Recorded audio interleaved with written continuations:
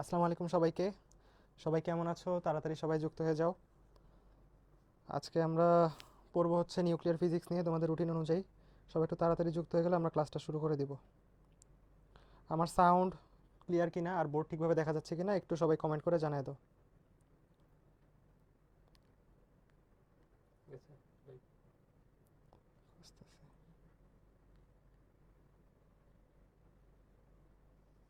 হ্যাঁ, ঠিক আছে, আমি লিঙ্কটা তোমাদের গ্রুপে দিয়ে দিচ্ছি। সবাই একটু তাড়াতাড়ি যুক্ত হয়ে যাও, আমাকে একটু বলো সাউন্ড ক্লিয়ার কিনা, আমার বোর্ডটা ঠিকভাবে দেখা যাচ্ছে কিনা।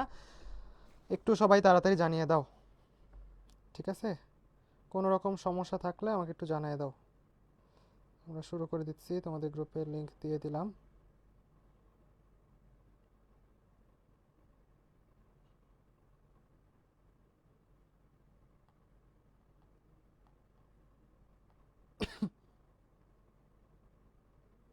সবাই তাড়াতাড়ি যুক্ত হয়ে যাই।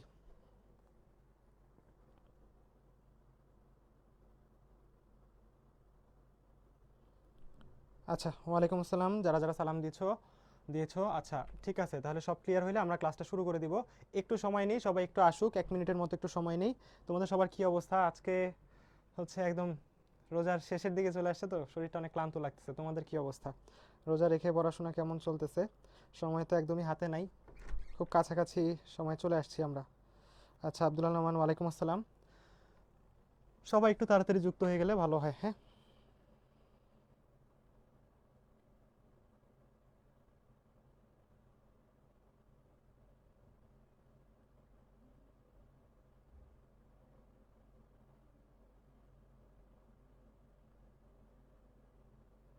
আচ্ছা, আমরা শুরু করি তাহলে। হ্যাঁ, আমরা আজকে পড়বো হচ্ছে নিউক্লিয়ার ফিজিক্স নিয়ে, পরমাণু মডেল ও নিউক্লিয়ার পদার্থবিজ্ঞান।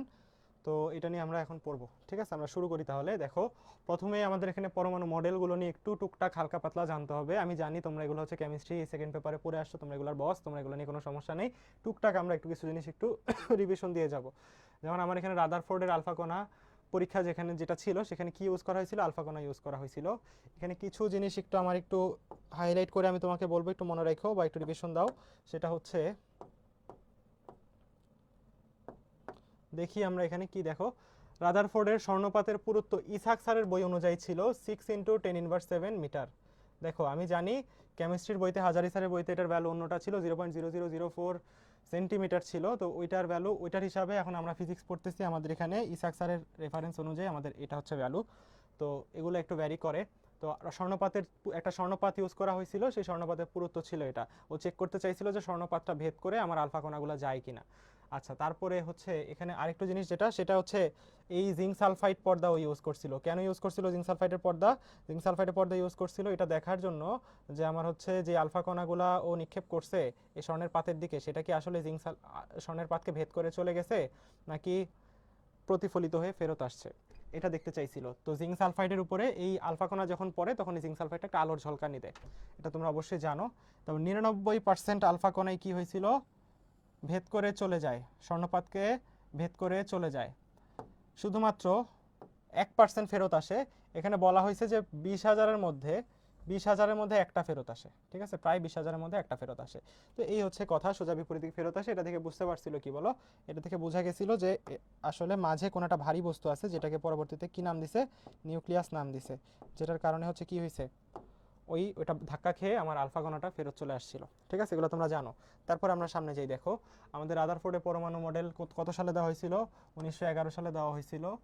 এখানে হচ্ছে আমরা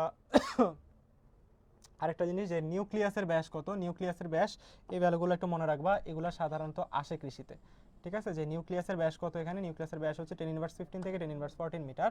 আর একটা পরমাণুর ব্যাস, পরমাণু যেহেতু নিউক্লিয়াসের থেকে বড়, নিউক্লিয়াস তো পরমাণুর মাঝে, মানে নিউক্লিয়াস তো ছোট, পরমাণু নিশ্চয়ই বড়। নিউক্লিয়াসেরটা হচ্ছে 10⁻15 থেকে 10⁻14, মানে এটা ছোট। আর পরমাণুর ব্যাস হচ্ছে আমাদের 10⁻10 মিটার, ঠিক আছে? এই ভ্যালুগুলো একটু মনে রাখবো। তারপরে বাকি কথাগুলো তোমরা একটু রিডিং দিয়ে নিও, এগুলো তোমরা জানো। রাদারফোর্ডের কি সীমাবদ্ধতা ছিল, কি হচ্ছে কি কি স্বীকার্য ছিল, এগুলো তোমরা দেখে নিও একটু। তারপর হচ্ছে আমাদের বোরের পরমাণু মডেল। এখানেও প্রথম স্বীকার্য ছিল কক্ষপথ সংক্রান্ত, শক্তিস্তর সংক্রান্ত। দ্বিতীয় স্বীকার্যটা ছিল কৌণিক ভরবেগ সংক্রান্ত, যেখানে আমরা সূত্র পাইছিলাম, সেটা হচ্ছে mvr = nh/2 পাই। mvr = nh/2 এই সূত্রটা পাইছিলাম। তো এই সূত্রটা একটু দেখে যাও। তারপর এখানে এইচ হচ্ছে আমাদের কি, প্লাঙ্কের ধ্রুবক। তারপরে এই তৃতীয় স্বীকার্য ছিল যে নিম্ন শক্তি স্তর থেকে উচ্চ শক্তি স্তরে গেলে শক্তির শোষণ হয়, উচ্চ শক্তি স্তর থেকে নিম্ন শক্তি স্তরে আসলে শক্তির বিকিরণ হয়। তো এখান থেকে আমরা সূত্র পাইছিলাম যে E equal E2 minus E1, এটা ইকুয়াল ছিল H নিউ, নিউ হচ্ছে কম্পাঙ্ক, অথবা এটারে বলা যায় equal HC by lambda, equal বলা যায় কি বলো HC বাই ল্যামডা। ল্যামডা হচ্ছে তরঙ্গ দৈর্ঘ্য, সি আলোর বেগ 3 × 10⁸, এইচ হচ্ছে প্লাঙ্কের ধ্রুবক 6.626 × 10⁻34 জুল সেকেন্ড। এই হচ্ছে আমাদের কথাবার্তা এখানে, এগুলো তোমরা জানো। তারপরে দেখো এখান থেকে আমি আসলে পড়ানো শুরু করি। দেখো নিউক্লিয়াসের ব্যাসার্ধ, নিউক্লিয়াসের ব্যাসার্ধের সূত্র কি? নিউক্লিয়াসের ব্যাসার্ধের সূত্র হচ্ছে আর ইকুয়াল আমাদের R nought into A to the power 1/3। এখানে পরিচয়গুলো খুব ভালোভাবে জানতে হবে। এখানে আর হচ্ছে নিউক্লিয়াস, যে কোনো নিউক্লিয়াসের ব্যাসার্ধ যেটা বের করতে চাইতেছি সেটা। আর নট হচ্ছে একটা ধ্রুবক, আর নট হচ্ছে একটা ধ্রুবক, এটা একটা ভ্যালু আছে। দেখো 1.2 × 10⁻15 থেকে আমাদের হবে এটা 1.5 × 10⁻15, এর মাঝামাঝি যে কোনো ভ্যালুটা এখানে ধরে নেওয়া যায়, ঠিক আছে। 1.2 × 10⁻15 থেকে 1.5 × 10⁻15 এটা আর নটের ভ্যালু, এটা মিটারে, ঠিক আছে। এখন একটা জিনিস মনে রেখো তোমরা যে 10⁻15 মিটার মানে হচ্ছে 1 ফেমটোমিটার, ঠিক আছে, ফেমটোমিটার। তাহলে আমাকে এটাকে লেখা যাবে কি বলো, 1.2 থেকে 1.5 10⁻15 কে আমরা বলতে পারি ফেমটোমিটার, ঠিক আছে। তো এটা একটু মনে রেখো, অপশনে এভাবে থাকতে পারে। তারপরে যদি আমরা দেখি এখানে এ কি, এর পরিচয় হচ্ছে ভর সংখ্যা। ভর সংখ্যা মানে প্রোটন সংখ্যা যোগ নিউট্রন সংখ্যা, ভর সংখ্যা, ঠিক আছে, ভর সংখ্যা, ভর সংখ্যা। আমরা যদি বলি এই সূত্রটা থেকে আমাদের এগ্রিকালচার আমাদের 2320 লাস্ট বারে এই সূত্র থেকে, এই জায়গা থেকে কোয়েশ্চেন আসছিল, এগ্রি 2320 লাস্ট বারে কোয়েশ্চেন আসছিল এখান থেকে, এই সূত্র থেকে, ঠিক আছে। আমাদের আর ইকুয়াল আর নট যেটা ধ্রুবক into A to the power 1/3 হচ্ছে ভর সংখ্যা, এটার পাওয়ার হচ্ছে 1/3। তারপর নিউক্লিয়াসের ব্যাসার্ধ আমরা একটু আগে দেখছিলাম, সেটা হচ্ছে কত, আমাদের 10⁻15। আর হচ্ছে এটাকে বলা হয় কি, আমরা চাইলে 10⁻15 কে 1 ফেমটোমিটার বলতে পারি, যেটা আমি পাশে লিখলাম, ঠিক আছে। এটা এত মিটারকে আমরা 1 ফেমটোমিটার বলতে পারি। তারপরে দেখো নিউক্লিয়াসের আয়তন, নিউক্লিয়াসের আয়তন, নিউক্লিয়াসকে একটা গোলাকার বস্তু হিসেবে আমরা চিন্তা করতে পারি। আয়তনের সূত্র কি হবে, 4/3 × পাই আর কিউব। আর এর ফর্মুলা আবার আমরা কি পাইছি বলো, are not a to the power 1/3। তাহলে এটার উপর যদি হোল কিউব দিই, তাহলে এই ছোট আর এর উপর আসবে, আর নটের উপর আসবে cube, R A to the power 1/3 × 3 হয়ে কি হবে, এটা পাওয়ার এ হয়ে যাবে। তাহলে এখানে দেখো এই জায়গাতে আর এর সাথে এ এর সম্পর্ক কি ছিল, এ টু দি পাওয়ার 1/3 ছিল, এটাই 2324 আসছিল। আর এই জায়গাতে আমার এই আর এর ভি এর সাথে এর সম্পর্ক কি বলতো, এখানে ভি এর সাথে এর সম্পর্ক হচ্ছে শুধু সমানুপাতিক। দেখো ভি সমানুপাতিকে, এর উপরে কোনো পাওয়ার নাই, ঠিক আছে। তারপরে আমরা হচ্ছে নিউক্লিয়াসের ঘনত্বের সূত্র যদি দেখি, ঘনত্বের সূত্র আমরা জানি রো ইকুয়াল হয় আমাদের ভর ডিভাইডেড বাই আয়তন। তো এখানে ভর কত হয় বলতো, আমরা যদি একটা প্রোটনের ভর বা একটা নিউক্লিয়াসের ভরকে, নিউট্রনের ভরকে আমরা যদি এম বলি, আর এখানে যদি এ সংখ্যক প্রোটন যোগ নিউট্রন থাকে, তাহলে একটার যদি ভর হয় এম, তাহলে এ সংখ্যক প্রোটন বা নিউট্রনের ভর কত হবে বলো, এম ইন্টু এ, তাই না। এটা হচ্ছে উপরে ভর, ডিভাইড বাই আয়তন। আয়তনের সূত্র আমরা কি পাইছি বলো, 4/3 পাই আর নট কিউব ইন্টু এ।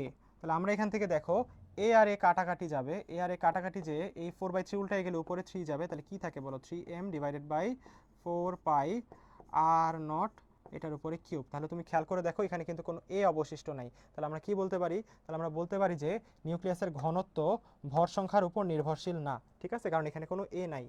আচ্ছা, তারপরে কোনো এখানে এ অবশিষ্ট নাই, কথা বুঝতে পারছো। তারপরে দেখো আর আমাদের বেশিরভাগ নিউক্লিয়াসের ঘনত্ব প্রায় ফিক্স থাকে, যেহেতু এটা ভর সংখ্যার উপর ডিপেন্ড করে না, তাহলে সবার নিউক্লিয়াসের ঘনত্বই মোটামুটি ফিক্স। এই ভ্যালুটা মনে রাখবো, 1.45 × 10⁻17 কেজি পার মিটার কিউব। এতটুকু সবাই ক্লিয়ার কিনা আমাকে কমেন্টে বলো।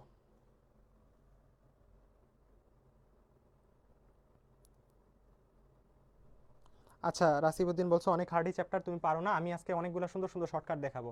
এই চ্যাপ্টার থেকে যে ম্যাথগুলো আসে সেগুলো হচ্ছে অনেক বড়, ক্যালকুলেশনটা অনেক টাফ, কিন্তু আমি যেই শর্টকাট দিব তোমার 2 লাইন লাগবে ম্যাথগুলো করতে, কোনো প্যারা হবে না। তাই পুরো ক্লাসটা সুন্দরভাবে করো, যতটুকু বললাম এতটুকু যদি ক্লিয়ার হয় তাহলে আমি সামনে যাই। সবাই বলছো ক্লিয়ার, আমি সামনে আগাই। দেখো তারপরে দেখো তেজস্ক্রিয়তা। তেজস্ক্রিয়তা কি আমাদের, তেজস্ক্রিয়তা হচ্ছে কোনো তেজস্ক্রিয় মৌল ভেঙে তার থেকে আলফা কণা, বিটা কণা, গামা কণা এগুলো নিঃসরিত হওয়ার যে ঘটনা, সেটা হচ্ছে তেজস্ক্রিয়তা। এই ক্ষেত্রে কি হয়, বড় একটা নিউক্লিয়াস ভেঙে তার মধ্যে থেকে আলফা, বিটা, গামা এগুলো বের হবে, এগুলো হচ্ছে তেজস্ক্রিয়তা। এই ঘটনাটাকে বলা হয় তেজস্ক্রিয়তা। তারপরে হচ্ছে আমরা এখান থেকে আরেকটা জিনিস যে ইম্পর্টেন্ট সেটা জানবো হচ্ছে তেজস্ক্রিয়তার এসআই একক কি। তেজস্ক্রিয়তার এসআই একক হচ্ছে কি আমাদের বেকেরেল, ঠিক আছে। তেজস্ক্রিয়তার এসআই একক হচ্ছে বেকেরেল, এই জিনিসটা ইম্পর্টেন্ট। তবে তেজস্ক্রিয়তা প্রথম কি আবিষ্কার করছিল? হেনরি বেকেরেল আবিষ্কার করছিল। ওর নাম অনুযায়ী আসলে এটার এসআই একক দেওয়া হয়েছে বেকেরেল। পরবর্তীতে এটা নিয়ে আবার পরবর্তীতে কে কাজ করছে? পিয়েরে কুরি আর মেরি কুরি পরবর্তীতে তেজস্ক্রিয়তার এই ঘটনাটাকে কাজে লাগায় পোলোনিয়াম আর রেডিয়াম আবিষ্কার করছিল। তাহলে পরবর্তীতে এই ওদেরই পিয়েরে কুরি আর মেরি কুরি ওদের এই নাম অনুযায়ী তেজস্ক্রিয়তার আরেকটা একক দেওয়া হয় যেটার নাম হচ্ছে কুরি, যেটাকে আমরা সিআই দ্বারা প্রকাশ করি। কিন্তু এসআই একক কোনটা? এসআই একক কিন্তু বেকেরেল। এটাও এমসিকিউতেও কৃষিতে আগেও আসছে যে তেজস্ক্রিয়তার এসআই একক কোনটা? বেকেরেল। ঠিক আছে, বেকেরেল বিকিউ দ্বারা এটাকে প্রকাশ করা হয়। তাহলে এতটুকু তোমরা যদি বুঝো, আমি তাহলে সামনে আগাই। দেখো আমাদের আরও জিনিস আছে এখানে। এখন দেখো তেজস্ক্রিয়তার একক কয়টা? মেইনলি একক কয়টা? দুইটা। যেই দুইটা নিয়ে আমরা মেইনলি পড়াশোনা করি সেটা কি? একটা দেখো, একটা হচ্ছে আমাদের কুরি, যে বললাম আমি যে পিয়েরে কুরি মেরি কুরি ওদের নাম অনুযায়ী আসছে কুরি, কুরিকে প্রকাশ করা হয় সিআই দ্বারা। আর আরেকটা হচ্ছে এসআই একক যেটা হচ্ছে বেকেরেল। ঠিক আছে, এই কুরি আর বেকেরেল কাকে বলে এখান থেকে আমার ভালো মতো বুঝতে হবে জিনিসটা। অনেক সময় সংজ্ঞা আসে সরাসরি, সংজ্ঞা থেকে বলে এটা কত, এটাকে কি বলে, কত কুরি বলবে। দেখো 1 সেকেন্ডে একটা তেজস্ক্রিয় মৌল যদি 1 সেকেন্ডে 3.7 × 10⁻10 সংখ্যক পরমাণু ভাঙে, একটা তেজস্ক্রিয় মৌল থেকে যদি 1 সেকেন্ডে 3.7 × 10⁻10 সংখ্যক আমাদের পরমাণু ভাঙে, ও তো ভাঙতেছে, বললাম না তেজস্ক্রিয়তা মানে কি? পরমাণুটা ভেঙে ভেঙে আলফা কণা, বিটা কণা, গামা কণা নিঃসরণ করবে। তাহলে যদি 1 সেকেন্ডে 3.7 × 10⁻10 সংখ্যক পরমাণু ভাঙে, তাহলে এইটাকে বলা হয় 1 কুরি। তাহলে 3.7 × 10⁻10 সংখ্যক পরমাণু ভাঙাকে বলা হয় 1 কুরি। আর বেকেরেল কি? প্রতি সেকেন্ডে একটা পরমাণু ক্ষয় হওয়াকে কি বলা হয়? আমাকে বেকেরেল বলা হয়। বুঝছো? এত সংখ্যক ভাঙলে এটাকে বলা হয় কুরি। আর যদি 1 সেকেন্ডে একটা ভাঙে, প্রতি একটা ভাঙার জন্য যেটা বলা হয় সেটাকে বলা হয় 1 বেকেরেল। ঠিক আছে, এখন আমরা এখান থেকে তাহলে সম্পর্ক খুঁজে বের করি। দেখো 1 সেকেন্ডে একটা মানে 1 বেকেরেল, তাহলে 1 সেকেন্ডে 3.7 × 10⁻10 মানে হচ্ছে 1 কুরি। তাহলে 1 কুরির মধ্যে কয়টা পরমাণু লুকায় আছে? দেখো 1 কুরি সিআই, এটার মধ্যে কয়টা ভাঙন হইতেছে? 3.7 × 10⁻10। এর প্রতি একটারে কি বলা হয়? আবার বেকেরেল বলা হয়। তাহলে 1 কুরি ইকুয়াল আমরা কি বলতে পারি? 3.7 × 10⁻10 বেকেরেল। কথা বুঝতে পারছো? কারণ একটা কুরি মানে 3.7 × 10⁻10, আর প্রতি একটা মানে হচ্ছে বেকেরেল। তাহলে আমরা বলতে পারি 1 কুরি ইকুয়াল এত বেকেরেল। এটা থেকেও আমার এগ্রি 23-24 কোয়েশ্চেন আসছে, এগ্রি 23-24 কোয়েশ্চেন আসছে। ঠিক আছে, এটা থেকেও আমার এগ্রি 23-24 কোয়েশ্চেন আসছিল। তারপর এখান থেকে আমি আরও কিছু জিনিস তোমাকে একটু বলে দিই। দেখো আমাদের এখানে আরও কিছু মনে রাখতে হবে যে আমাদের 1 বেকেরেল ইকুয়াল কত হয়? 1 বেকেরেল ইকুয়াল হচ্ছে আমাদের 1 decay per second, decay per second. ঠিক আছে, এটা তেজস্ক্রিয়তার আরেকটা একক। 1 বেকেরেল ইকুয়াল কি বলা হয়? 1 decay per second, decay second inverse 1। এটা আরেকটা একক আমরা জানলাম। আরেকটা একক আছে দেখো 1 রাদারফোর্ড, এটাকে আর ডি দ্বারা প্রকাশ করে। 1 রাদারফোর্ড এটা ইকুয়াল হচ্ছে 10⁶ ডিকে পার সেকেন্ড। ঠিক আছে, এই প্রত্যেকটা জিনিস আমার জানা লাগবে, আমাদের লাগবে এগুলো। ঠিক আছে, এই জন্য আমি বলে দিতেছি সুন্দরভাবে, এগুলো একটু মনে রাখবো আমরা। ঠিক আছে, দেখো আমাদের 1 কুরি ইকুয়াল 3.7 × 10⁻10 বেকেরেল। আমাদের এটা এগ্রি 23-24 আসছিল। আরও কিছু ইনফরমেশন তোমাকে আমি দিলাম। 1 বেকেরেল ইকুয়াল হচ্ছে 1 ডিকে পার সেকেন্ড।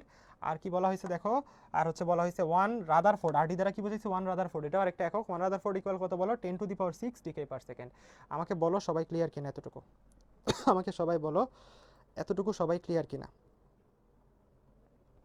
সবাই যদি এতটুকু ক্লিয়ার হও আমি সামনে চলে যাব। সামনে মেবি আমাদের কোয়েশ্চেন শুরু হবে না, আরেকটু জিনিস আছে, তো আমরা কোয়েশ্চেন সলভিং শুরু করব। তুমি একটু সবাই আমাকে জানায় দাও যে এতটুকু ক্লিয়ার কিনা, কোনো কোয়েশ্চেন আছে কিনা। যদি কোয়েশ্চেন থাকে আমাকে বলতে পারো যে আমি এই জায়গাটা বুঝতেছি না, তাহলে আমি বুঝাবো। ঠিক আছে, আচ্ছা যেহেতু কারো কোনো কোয়েশ্চেন নেই তাহলে আমি একটু সামনে আগাই। ঠিক আছে, দেখো সামনে আগাই। আমরা এখানে কিছু কিছু রশ্মি নিয়ে পড়বো, আলফা বিটা গামা রশ্মি নিয়ে আমরা এখানে পড়বো। ঠিক আছে, এখানে আমরা আলফা বিটা গামা রশ্মি নিয়ে পড়বো। এখানে আমি প্রত্যেকটা জিনিসে কিছু বৈশিষ্ট্য লিখে রাখছি। এখন আমি ধরে ধরে সবগুলো পড়াইলেও তোমার কোনো মনে থাকবে না। আমি হচ্ছে আমার জন্য এখন যেগুলো যেগুলো দরকার, মানে আমি যেগুলো একটু বেশি হাইলাইট করতে চাই সেগুলো তোমাকে একটু মনে করাই, রিভিশন দেওয়াই।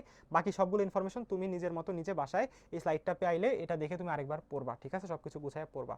এখন আমি হচ্ছে কি কি দরকার তোমাকে বলি, আমি কিছু জিনিস হাইলাইট করি।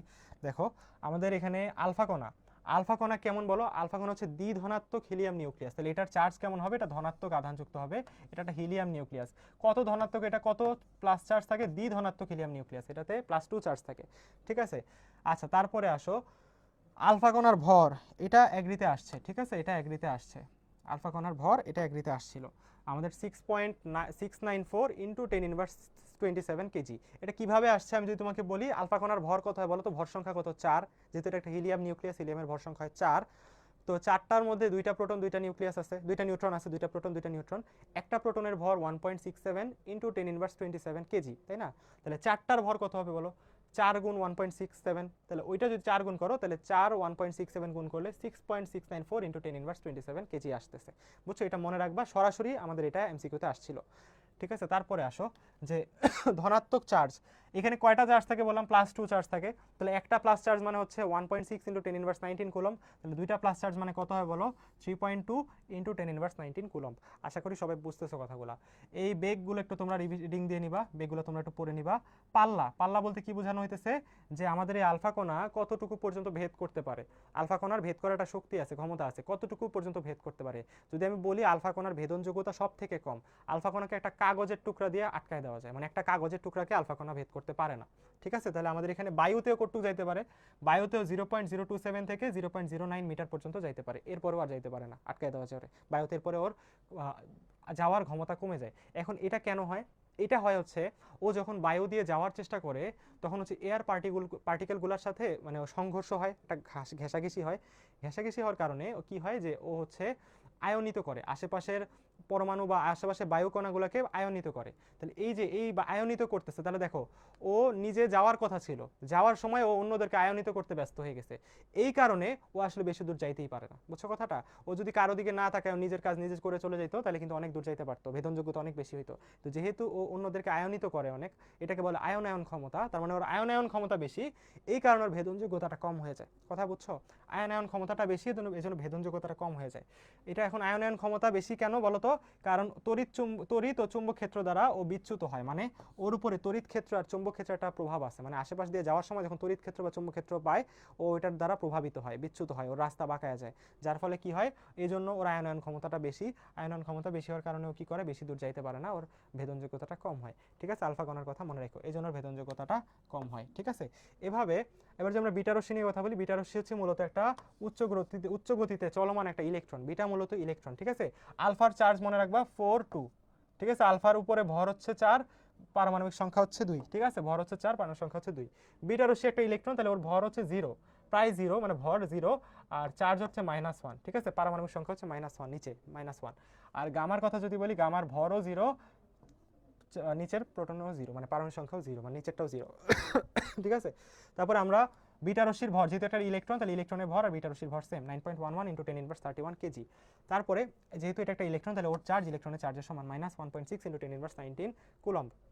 বেগটা দেখে যাও একটু, বেগটা দেখো, আমাদের আলফা কণার বেগের থেকে বিটার বেগ দেখবা বেশি, আলফার বেগ থেকে বিটার বেগ বেশি। কারণ কি, আলফা তো বললাম না ওই যে আয়নিত করতে ব্যস্ত হয়ে যায় আশেপাশের ওদেরকে, এই জন্য ও কি করতে পারে না, ওদেরকে ভেদ করে বেশি দূর যাইতে পারে না, যার ফলে ওর বেগটা কম থাকে। কিন্তু বিটা কণা কি হয়, ওর তুলনায় কম আয়নিত করতে করে আশেপাশের কণাগুলোকে, ও আলফার তুলনায় বিটা আশেপাশের কণাদের সাথে, আশেপাশের বায়ু কণার সাথে কম সংঘর্ষ করে বা কম আয়নিত করে আশেপাশের কণাকে, যার ফলে ও আশেপাশের কণার সাথে আয়নিত করে যদি কম করে তাহলে একটু বেশি দূর যাইতে পারবে, মানে অন্যদের সাথে এত মেশামেশি করতেছে না, নিজের কাজ নিজে করে সামনে আগায় যেতে, তাহলে এই জন্য ওর বেগ আলফার থেকে একটু বেশি। ঠিক আছে, আলফার থেকে ওর বেগটা একটু বেশি, দেখো এই জন্য বেশি ভেদ করতে পারে।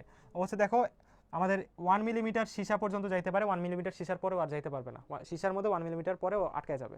তারপরে 5 মিলিমিটার অ্যালুমিনিয়ামের পর্যন্ত যাওয়ার পরেও আটকায় যাবে, আর যাইতে পারবে না, এটা হচ্ছে পাল্লা। আর ওর তরঙ্গ দৈর্ঘ্য নাই, আলফারও তরঙ্গ দৈর্ঘ্য ছিল না। আর ও হচ্ছে আমাদের ওই তড়িৎ ক্ষেত্র আর চৌম্বক ক্ষেত্র দ্বারা আয়নিত হয় বা বিচ্যুত হয়, হালকা, মানে ওর থেকে কম, আলফার থেকে কম হয়, কিন্তু ও কিছুটা ওর মধ্যে প্রভাব আছে, এই জন্য হালকা পাতলা আশেপাশের কণাকে আয়নিত করে, কিন্তু ওর তুলনায় কম করে, আলফার তুলনায় ও কম আয়নিত করে আশেপাশের ওদেরকে, তাই ওর বেগটা একটু বেশি থাকে, ও সুন্দরভাবে চলে যেতে পারে। বুঝছো কথাটা, ও সুন্দরভাবে যাইতে পারে, বেশি দূর যাইতে পারে, আর ওর বেগটা এই জন্য আলফার তুলনায় বেশি হয়। ঠিক আছে, এই যে ওর বেগ দেখো, ওই যে ভেদনযোগ্যতাও এই জন্য আলফার থেকে বেশি, বেগও আলফার থেকে বেশি, ভেদনযোগ্যতাও আলফার থেকে বেশি। তারপরে গামার কথায় যদি আসি, গামা হচ্ছে মূলত একটা তড়িৎ চুম্বক তরঙ্গ। ঠিক আছে, এটার ভর নাই, যে আমরা শুরুতেই দেখছি এটার ভর নাই, এটার চার্জও নাই, এটা চার্জ নিরপেক্ষ, এটা থেকে আমাদের কোয়েশ্চেন আসছিল। ঠিক আছে, এগ্রিতে। তারপরে ওর বেগ দেখো আমাদের এটা ইম্পর্টেন্ট, গামার বেগ কত, গামার বেগ হচ্ছে আলোর বেগের সমান, গামার বেগ আলোর বেগের সমান, তাহলে কত এটা, 3 × 10⁸ মিটার পার সেকেন্ড। দেখো গামার ভেদনযোগ্যতা সব থেকে বেশি, কারণ ও তড়িৎ ক্ষেত্র আর চৌম্বক ক্ষেত্র দ্বারা বিচ্যুত হয় না, ও তড়িৎ ক্ষেত্র আর চৌম্বক ক্ষেত্র দ্বারা বিচ্যুত হয় না, তড়িৎ ক্ষেত্র চৌম্বক ক্ষেত্রের উপর কোনো প্রভাব ফেলতে পারে না, মানে ওর আশেপাশে কে কি আছে তার দিকে কোনো নজর নাই, আশেপাশের কাউকে আয়নিত করে না, ও নিজের মতো নিজে চলে যায়, তাই ওর ভেদনযোগ্যতাও বেশি, ওর বেগও বেশি। কথা বুঝছো, সবার থেকে ওর বেগ বেশি আর ভেদনযোগ্যতা বেশি, ও 30 সেন্টিমিটার লোহা পর্যন্ত যাইতে পারে, লোহার ভিতরে 30 সেন্টিমিটার প্রবেশ করে ফেলতে পারে, ওর ভেদনযোগ্যতা বেশি, ওর বেগও বেশি, বুঝছো? আর ওর আয়নিত করার ক্ষমতা তাহলে সব থেকে কম, কারণ কি আশেপাশে কারো দিকে তাকায় না, ও নিজের মতো নিজে যায়। তড়িৎ ক্ষেত্র চুম্বক ক্ষেত্র কে আছে ওর দেখার বিষয় না, ওর সামনে নিজের মতো যাইতে থাকে, যার ফলে কি হয় ওর বেগটা বেশি হয়, ওর হচ্ছে ভেদনযোগ্যতা বিষয়, কিন্তু আয়নিত করার ক্ষমতা কম, মানে আশেপাশে কাউকে আয়নিত করে না। তারপরে এটার এই যে ভেদনযোগ্যতা আলফার বিটার থেকে বেশি, মানে সব থেকে বেশি। তারপরে তোর এক্স রের ক্ষেত্রে কিছু জিনিস জানবা। এক্স রে হচ্ছে তড়িৎচুম্বকীয় তরঙ্গ, এটা ভরহীন, এটার চার্জ নিরপেক্ষ, এটার বেগও আলোর বেগের সমান। এটা কতটুকু প্রবেশ করতে পারে, এটা মাংসের মধ্যে প্রবেশ করতে পারে। আমরা এক্স রে করি না, এক্স রে আমাদের মাংস মানে হাড় দেখার চেষ্টা করে, তাই না? হাড়ের মধ্যে যে ওটা প্রতিফলিত হয়, হাড়ের একটা ছবি আমরা দেখতে পাই, কিন্তু মাংস ভেদ করে যায়, হাড়কেও ফুটায় তুলে ছবির মধ্যে। তাহলে দেখো হাড়ের মধ্যে ঢুকতে পারে না, কিন্তু মাংসের মধ্যে কয়েক সেন্টিমিটার যাইতে পারে। ওর তরঙ্গ দৈর্ঘ্যটা একটু মনে রাখো, ওর তরঙ্গ দৈর্ঘ্য হচ্ছে 10 মিটারের কাছাকাছি, ঠিক আছে? এটা ইম্পর্টেন্ট, 10 মিটারের কাছাকাছি, এটাও গামার মতো বিচ্যুত হয় না, ঠিক আছে? এই জিনিসগুলো হচ্ছে তোমার জন্য ইম্পর্টেন্ট। এতটুকু আমি বললাম, আমরা সামনে যাব। এখন যেটুকু বললাম এটুকু তুমি ক্লিয়ার কিনা আমাকে একটু বলো।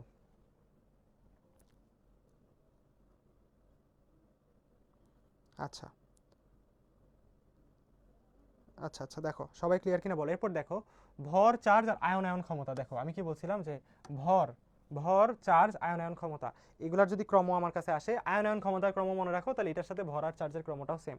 আয়নায়ন ক্ষমতাটা, আয়নায়ন ক্ষমতা, আয়নিত করার ক্ষমতা, বলো আয়নিত করার ক্ষমতা কার থেকে বেশি, কার সব থেকে বেশি? আমি বললাম যে আলফা কণা। আলফা কণা কি করে, ও খালি আশেপাশের সবাইকে আয়নিত করার চেষ্টা করে, আশেপাশের পার্টিকেলগুলোকে আয়নিত করার চেষ্টা করে, যার ফলে ওর বেগ কমে যায়, যার ফলে ওর ভেদনযোগ্যতা কমে যায়। তাহলে সব থেকে বেশি আয়নায়ন ক্ষমতা কার? আলফার। আলফার পরে কার? বিটার। বিটার পরে কার? গামার। কথা বুঝছো সবাই? আলফার পরে বিটার, বিটার পরে গামার।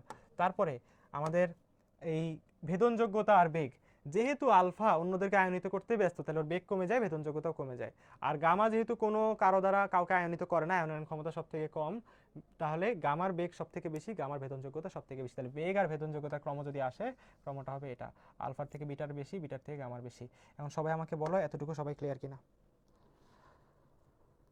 আচ্ছা, এতটুকু যদি সবার ক্লিয়ার হয় আমরা একটু সামনে চলে যাই। হ্যাঁ, সবাই ক্লিয়ার বলছো, আমি সামনে যাই। দেখো কোয়েশ্চেন সলভিং শুরু করতেছি। যে এগ্রি 2320 কোয়েশ্চেনটা কি আসছে তুমি একটু দেখো। এগ্রি 2320 কি কোয়েশ্চেন আসছে দেখো। নিচের কোনটা সঠিক? আমরা একটু আগে দেখে আসছিলাম যেখানে কুরি বেকারেল সম্পর্ক দেওয়া, কুরি বেকারেল সম্পর্ক আমরা দেখছিলাম। আমরা কি দেখছিলাম বলতো? 1 কুরি 1 CI, এটা ইকুয়াল কি ছিল বলতো?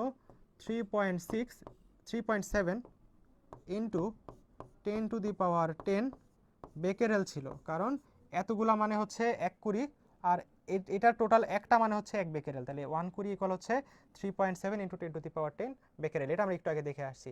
এখন ওরা দেখো 1 বেকেরেল ইকুয়াল, দেখো আমি দেখি 1 কুরি ইকুয়াল 3.7 ইন্টু 10⁻10 আছে নাকি দেখো। 1 কুরি ইকুয়াল 3.7 ইন্টু 10⁻11 দেওয়া, তাহলে এটা হয়নি। তারপর 1 কুরি ইকুয়াল 3.7 ইন্টু 10⁻9 দেওয়া, তাহলে এটাও হয়নি। তাহলে আমরা কি দেখবো এখন? দেখো এখানে 9 দেওয়া, তাহলে এটা হয়নি। তারপর আমরা তাহলে কি দেখবো? তাহলে 1 বেকেরেল ইকুয়াল কত আসে সেটা চিন্তা করবো। দেখো আমার যদি এত বেকেরেল ইকুয়াল হয় 1 কুরি, তাহলে 1 বেকেরেল ইকুয়াল কি হবে বলো তো? 1 বেকেরেল ইকুয়াল হবে না, এটা divided by 1 divided by 3.7 into 10⁻10 curie, তাই না? তাহলে এটাকে যদি তুমি ক্যালকুলেট করো, তুমি পাবা হচ্ছে 2.7 ইন্টু 10⁻11 আমাদের কুরি, ঠিক আছে? কুরি, সিআই, সিআই হচ্ছে কুরি। তাহলে এটা হচ্ছে আমার অ্যান্সার, বুঝছো? তাহলে এখানে অ্যান্সার কোনটা হবে বলো? 1 বেকেরেল ইকুয়াল 2.7 ইন্টু 10⁻11 কুরি। সবাই বুঝছো কথাটা? অলরেডি সবাই অ্যান্সার দিয়ে ফেলছো। সাবাস সাবাস, ঠিক আছে। তাহলে আমরা এটা ক্লিয়ার, সামনে যাই। দেখো নিউক্লিয়াসের ব্যাসার্ধ ও ভর সংখ্যার অনুপাত, ভর সংখ্যা এ, ব্যাসার্ধ হচ্ছে আমাদের আর, এটার সম্পর্ক কি? ব্যাসার্ধের সম্পর্ক কি বলো? আর ইকুয়াল ছিল আমাদের এই, আর ইকুয়াল ছিল আমাদের r0 ইন্টু a⁻1/3। তাহলে আর এর সাথে আমার এখানে এর সম্পর্ক কোনটা বলো? a⁻1/3, ঠিক আছে? a⁻1/3। তাহলে আমাদের এখানে সম্পর্ক কোনটা আসে বলো? কোনটা কারেক্ট অ্যান্সার? এখানে এখানে বি হচ্ছে আমাদের জন্য কারেক্ট অ্যান্সার। আমাকে সবাই একটু বলো, আয়তনের সাথে, আয়তনের সাথে নিউক্লিয়াসের আয়তনের সাথে আমাদের এই ভর সংখ্যার সম্পর্কটা কি? নিউক্লিয়াসের আয়তনের সাথে ভর সংখ্যার সম্পর্কটা কি আমাকে বলো? নিউক্লিয়াসের আয়তনের সাথে ভর সংখ্যার সম্পর্কটা কি হবে? সবাই আমাকে এটার উত্তর দাও। আয়তন ভর সংখ্যা, আয়তন ভর সংখ্যা, আয়তন ভর সংখ্যা, এটার সাথে এটার সম্পর্কটা কি হবে আমাকে বলো। এবং সাথে এটাও বলো নিউক্লিয়াসের ঘনত্ব এবং ভর সংখ্যার সম্পর্ক কি হবে? নিউক্লিয়াসের ঘনত্ব এবং ভর সংখ্যার সম্পর্ক কি হবে? এদের সম্পর্ক কি আর এদের সম্পর্ক কি? এই দুইটা আমাকে অ্যান্সার দাও। তোমরা বলছো এটা হবে সমানুপাতিক, সাবাস, এটা কারেক্ট। হ্যাঁ, এটা সমানুপাতিক। এবার এটা বলো, এদের মাঝে সম্পর্ক কি? ঘনত্ব আর আয়তনের মাঝে সম্পর্ক কি? ঘনত্বের সাথে আমাদের এই আমাদের ভর সংখ্যার সাথে সম্পর্ক কি? নিউক্লিয়াসের ঘনত্ব আর ভর সংখ্যা।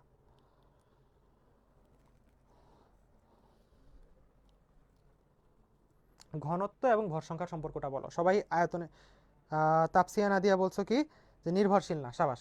আমাদের ঘনত্বের সাথে ভর সংখ্যার কোনো সম্পর্ক নেই, কোনো নির্ভরশীল না, সম্পর্ক নেই, ঠিক আছে, কোনো সম্পর্ক নাই, ঠিক আছে, এই হচ্ছে এখানে অ্যান্সার। তাহলে এখানে যদি এরকম কোয়েশ্চেন আসে নিশ্চয়ই আরেকটা অপশন থাকবে যেটা কোনো সম্পর্ক থাকে না, ঠিক আছে, আশা করি সবাই বুঝছো, ঠিক আছে। তাহলে আমরা যদি এতটুকু ক্লিয়ার হয় সামনে চলে যাই, দেখো সামনে চলে যাই, দেখো তারপরে কোয়েশ্চেন, মৌলিক পদার্থের ক্ষুদ্রতম কণা যা অখণ্ড থেকে রাসায়নিক বিক্রিয়ায় অংশগ্রহণ করে তারে কি বলা হয় বলো। বাচ্চাকালের কোয়েশ্চেন, এটা একদম সহজ একটা কোয়েশ্চেন, 52 আসছিল, একদম বাচ্চাকালের কোয়েশ্চেন, যে আমাদের যদি একটা ক্ষুদ্রতম কণা, পদার্থের ক্ষুদ্রতম কণাকে কি বলা হয়, মৌলিক পদার্থের ক্ষুদ্রতম কণাকে যারা রাসায়নিক বিক্রিয়ায় অংশগ্রহণ করে কি বলা হয়, এখানে অ্যান্সার কোনটা হবে সবাই বলো, সবাই অ্যান্সার করে ফেলো, সবাই অ্যান্সারটা করে ফেলো, সবাই অ্যান্সারটা করে ফেলো, অলরেডি অ্যান্সার চলে আসতেছে আমাদের পরমাণু, সি, ঠিক আছে, 3-এর সি। তাহলে আমরা এরপরে সামনে যাই, দেখো কোনটির ভর সবথেকে কম, কোনটির ভর সবথেকে কম, কোনটির ভর সবথেকে কম, আমাদের ইলেকট্রনের ভর সবথেকে কম হয়। ইলেকট্রনের ভর কত বলো, ইলেকট্রনের ভর হচ্ছে 9.11 ইন্টু 10^31, 9.1 ইন্টু 10^31 কেজি, ঠিক আছে, ইলেকট্রনের ভর সবথেকে কম হয় 9.1 ইন্টু 10^31 কেজি। তাহলে 4-এর এ, 4-এর এ, 4-এর এ, সবাই বুঝতেছো তাই না। এই কোয়েশ্চেনটাও দুইবার আসছে, সাউথেও আসছে একবার, তাহলে এটাও দেখো কয়েকবার আসছে যে আমার কোনটার ভর সবথেকে কম। তারপরে এক পারমাণবিক ভর 1 AMU, 1 AMU ইকুয়াল কত কিলোগ্রাম, 1 AMU ইকুয়াল কত কিলোগ্রাম, এখানে কোনটা অ্যান্সার হবে সবাই আমাকে বলো। 1 AMU 6 নাম্বার কোয়েশ্চেন, 1 AMU এটা ইকুয়াল কত কিলোগ্রাম হবে, 1 AMU এটা ইকুয়াল কত কিলোগ্রাম হবে সবাই আমাকে একটু বলো।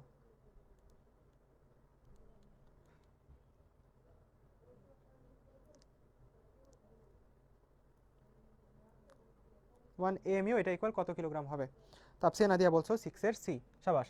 1.67 আমরা যেটা মনে রাখি শর্টে সেটা হচ্ছে 1.67 ইন্টু 10^27 কেজি কিলোগ্রামে, আর এটা যদি গ্রামে নেই আমরা তাহলে কি হবে 1.67 ইন্টু 10^24 গ্রাম, গ্রামে নিলে হচ্ছে এটা, কেজিতে নিলে ওইটা। তাহলে আমরা সবাই আশা করি এটুকু বুঝি, এটুকু আমরা জানি, এটুকু আমাদের ক্লিয়ার। তারপরে আমরা যাই, দেখো আলোর গতির সঙ্গে কোন রশ্মির গতিকে তুলনা করা হয়, মানে কার গতি আসলে আলোর গতির সমান। এই কোয়েশ্চেনটা এভাবে কার সাথে তুলনা করে এভাবেও বলা হয়েছে, আবার আরেকবার এটা আসছিল তখন বলা হয়েছিল যে কার গতি আলোর গতির সমান, ঠিক আছে, বা কার গতি হচ্ছে নিচের কোন রশ্মিটির গতি আলোর গতির সমান, এভাবে আরেকবার আসছিল। তাহলে এখানে বলো যে কোনটা অ্যান্সার, এখানে সবাই বলো এখানে কোনটা অ্যান্সার, এখানে সবাই অ্যান্সার বলো কোনটা হবে। রাজসাবা বিক্রম সানা বলছো 7-এর 7 কই, আচ্ছা এখানে মেবি হচ্ছে, আচ্ছা এখানে মেবি কিছু টাইপিং মিস্টেক হয়েছে যার ফলে 6-এর পরে 7 না আসে 8 চলে আসছে, ব্যাপার না, আমরা 8 লেখা যেহেতু 8 দিয়ে চিন্তা করি, ঠিক আছে, এখানে মেবি একটু সিরিয়াল মিস্টেক আছে। তাহলে আমাদের এখানে 8-এর কোনটা বলো তো, 8 হচ্ছে এখানে গামারে, ঠিক আছে, গামারে, সবাই 7C বলছো, সমস্যা নেই, আমি বুঝতে পারছি তোমরা এটার কথাই বুঝাইছো। তাহলে গামারে হচ্ছে আমাদের এখানে অ্যান্সার, গামার বেগ হচ্ছে আলোর বেগের সমান। তারপরে কোয়েশ্চেন দেখি, আলফা রশ্মির ভর কত, এই যে বাউ 3-4 আসছিল, আলফা রশ্মির ভর কত, আলফা রশ্মির ভর কত হবে, আলফা রশ্মির ভর কত হবে, 6 পয়েন্ট, আমাদের আলফা রশ্মির মধ্যে 4টা থাকে, 2টা প্রোটন 2টা নিউট্রন, তাহলে একটার ভর 1.67 ইন্টু 10^24 গ্রাম বা 27 কেজি, তাহলে ওইটারে 4 গুণ করলে 6 পয়েন্ট সামথিং আসে তাই না। তাহলে এখানে 9-এর কোনটা হবে, 9-এর সি অ্যান্সার। আচ্ছা আচ্ছা বলছো নাম্বার জোর সংখ্যা না, আসলে এখানে মেবি হচ্ছে কি হয়েছে, মানে সিরিয়াল মিস্টেক হয়েছে, মানে সিরিয়ালি যাওয়ার সময় এখানে সিরিয়াল মিস্টেক হয়ে গেছে, এই জন্য হয়তো এখানে কয়েকটা নাম্বার নাই মিসিং, ঠিক আছে। তো যাই হোক সমস্যা নেই, 9-এর সি আমাদের 6.644 ইন্টু 10^27 কেজি আলফার ভর। তারপরে আসো, তেজস্ক্রিয়তার একক কুরি রাদারফোর্ড একক অপেক্ষা কত গুণ, কুরি রাদারফোর্ডের কত গুণ, বুঝছো, কুরি রাদারফোর্ড এককের কত গুণ, ঠিক আছে, 1 কুরি রাদারফোর্ড এককের কত গুণ। তাহলে আমরা জানি 1 কুরি ইকুয়াল, আমরা ভাঙায় করি এটা, দেখো 1 কুরি ইকুয়াল 3.7 ইন্টু 10^10 বেকেরেল, তাই না, 1 কুরি ইকুয়াল 3.7 ইন্টু 10^10 বেকেরেল। আমরা আবার জানি 1 বেকেরেল ইকুয়াল কত হয়, 1 becquerel equal 1 decay per second, 1 becquerel equal 1 decay per second, তার মানে 1 CI 1 কুরি ইকুয়াল কত হয় বলো তো, 3.7 ইন্টু 10^10 ডিকে পার সেকেন্ড আমরা বলতে পারি, তাই না, কারণ 1 বেকেরেল মানে 1 ডিকে পার সেকেন্ড, তাহলে 3.7 ইন্টু 10^10 বেকেরেল মানে 3.7 ইন্টু 10^10 ডিকে পার সেকেন্ড, এটা আমরা বলতে পারি, তাই না, এটুকু আমরা পাইলাম। এখন আমরা আবার একটা জিনিস জানি যে 1 রাদারফোর্ড ইকুয়াল কত, 1 রাদারফোর্ড ইকুয়াল হচ্ছে আমাদের 10^6 decay per second, decay per second. ঠিক আছে, তাহলে এখন তুমি চিন্তা করো যে 1 কুড়ি সমান কত রাদারফোর্ড, এটা আমি কেমনে বাইর করবো বলো? আমি যদি এই 10⁻6 দ্বারা এটারে ভাগ করে দিই, তাহলে আমার ডিকে ডিকে কাটা যাবে, রাদারফোর্ড থাকবে, তাই না? আমি বুঝাই বলি আরেকটু যে দেখো 3.7 ইন্টু 10⁻, 10⁻, এটা এভাবে না করি, দাঁড়াও একটা মিনিট। আমরা যদি এভাবে করি জিনিসটাকে যে 10⁻6 ডিকে পার সেকেন্ড, এটা ইকুয়াল যদি আমার 1 রাদারফোর্ড হয়, তাহলে 1 কুড়ি মানে কত decay? 3.7 into 10⁻6 decay per second, এটা ইকুয়াল কত হবে দেখো? তাহলে 1 ডিকে পার সেকেন্ড ইকুয়াল কত হবে?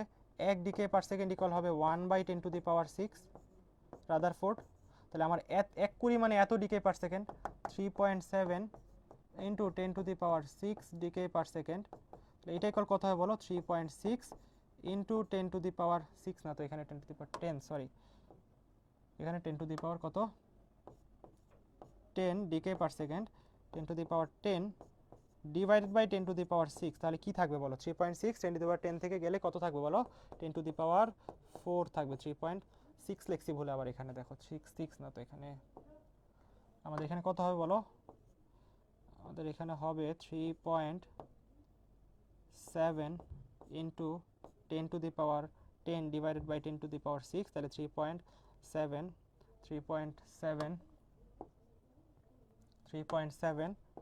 ইন্টু 10⁻4 রাদারফোর্ড, তাহলে 1 কুড়ি, এটা মানে কত? 1 কুড়ি, তাহলে 1 কুড়ি দেখো রাদারফোর্ডের কত গুণ? 3.7 ইন্টু 10⁻4 গুণ, 3.7 ইন্টু 10⁻4 গুণ। ঠিক আছে, বুঝছো? তাহলে তোমরা অলরেডি অ্যান্সার দিয়ে ফেলছো কয়েকজন, 10-এর 4। সবাই ক্লিয়ার কিনা বলো? সবাই ক্লিয়ার কিনা বলো? একটু ভাঙায় ভাঙায় করে দেখাইলাম যেন তুমি বুঝো সবাই জিনিসটা। অনেকে হয়তো পেঁচাইতা এককের কনভার্সন, আমি তাই একটু ভাঙায় ভাঙায় দেখানোর চেষ্টা করছি। আমি আরেকবার একটু যদি বলি, 1 কুড়ি ইকুয়াল ছিল 3.7 ইন্টু 10⁻10 বেকেরেল, তাহলে আমার 3.7 10⁻10 বেকেরেল মানে আবার 3.7 ইন্টু 10⁻10 ডিকে পার সেকেন্ড। এখন আমরা জানি 1 রাদারফোর্ড সমান 10⁻6 ডিকে পার সেকেন্ড, তাহলে আমরা এখানে যেটা করতে পারি, আমরা বলতে পারি 10⁻6 ডিকে পার সেকেন্ড ইকুয়াল হচ্ছে 1 রাদারফোর্ড। তাহলে আমরা কুড়িরে কনভার্ট করবো, তাহলে কুড়ি ইকুয়াল আমরা জানি এত ডিকে পার সেকেন্ড, তাহলে এত ডিকে পার সেকেন্ড ইকুয়াল হবে 3.7 ইন্টু 10⁻10 ডিভাইডেড বাই 10⁻6, এটা ইকুয়াল আসছে 3.7 ইন্টু 10⁻4 রাদারফোর্ড। তারপর আমরা বলতে পারি 1 কুড়ি সমান রাদারফোর্ডের 3.7 ইন্টু 10⁻4 গুণ, এত গুণ বড়। ঠিক আছে, সবাই ক্লিয়ার কিনা আমাকে বলো? সবাই ক্লিয়ার কিনা আমাকে বলো? সবাই ক্লিয়ার কিনা আমাকে একটু বলো?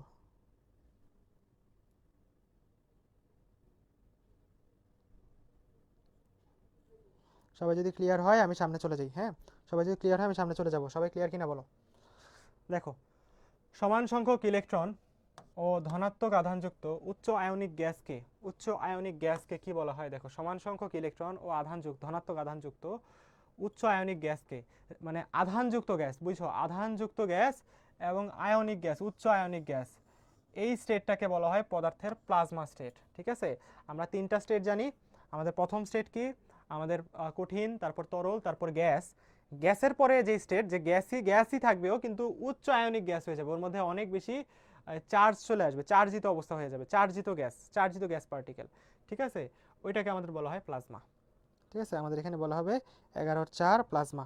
ঠিক আছে, অলরেডি অ্যান্সার দিয়ে ফেলছো তোমরা অনেকে। রাজসাবা বলছো 11-4, বিক্রম সানা, শান্তনিও, রিমো, তাপসিয়া, নাদিয়া, সবাই 11-4 বলছো। তাহলে এই যে উচ্চ আয়নিক স্টেটটাকে বলা হয় হচ্ছে আমাদের প্লাজমা স্টেট। ঠিক আছে, তারপরে নিউক্লিয়াসের অভ্যন্তরে দুটি প্রাথমিক কণা আছে। আরে বাচ্চাকালের প্রশ্ন দিছে আবার। দেখো, নিউক্লিয়াসের অভ্যন্তরে কি আছে বলো? দুইটা প্রাথমিক কণা আছে, দুইটা কণা আছে। নিউক্লিয়াসের অভ্যন্তরে আমাদের দুইটা কণা আছে। নিউক্লিয়াসের অভ্যন্তরে কি আছে বলো? দুইটা কণা আছে। কোন দুইটা কণা আছে বলো? নিউক্লিয়াসের ভিতরে কোন দুইটা কণা থাকে? নিউক্লিয়াসের অভ্যন্তরে কোন দুইটা কণা থাকে? এটা তো মনে হয় আমরা পারি না কেউ, তাই না? এটা হচ্ছে আমাদের প্রোটন আর নিউট্রন, তাই না? প্রোটন আর নিউট্রন।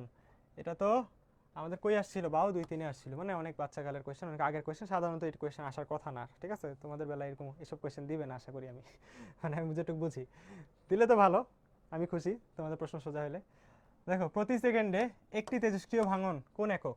প্রতি সেকেন্ডে যদি একটা তেজস্ক্রিয় ভাঙন হয়, তাহলে এটা কোন একক বলা হয়? এটা কোন একক?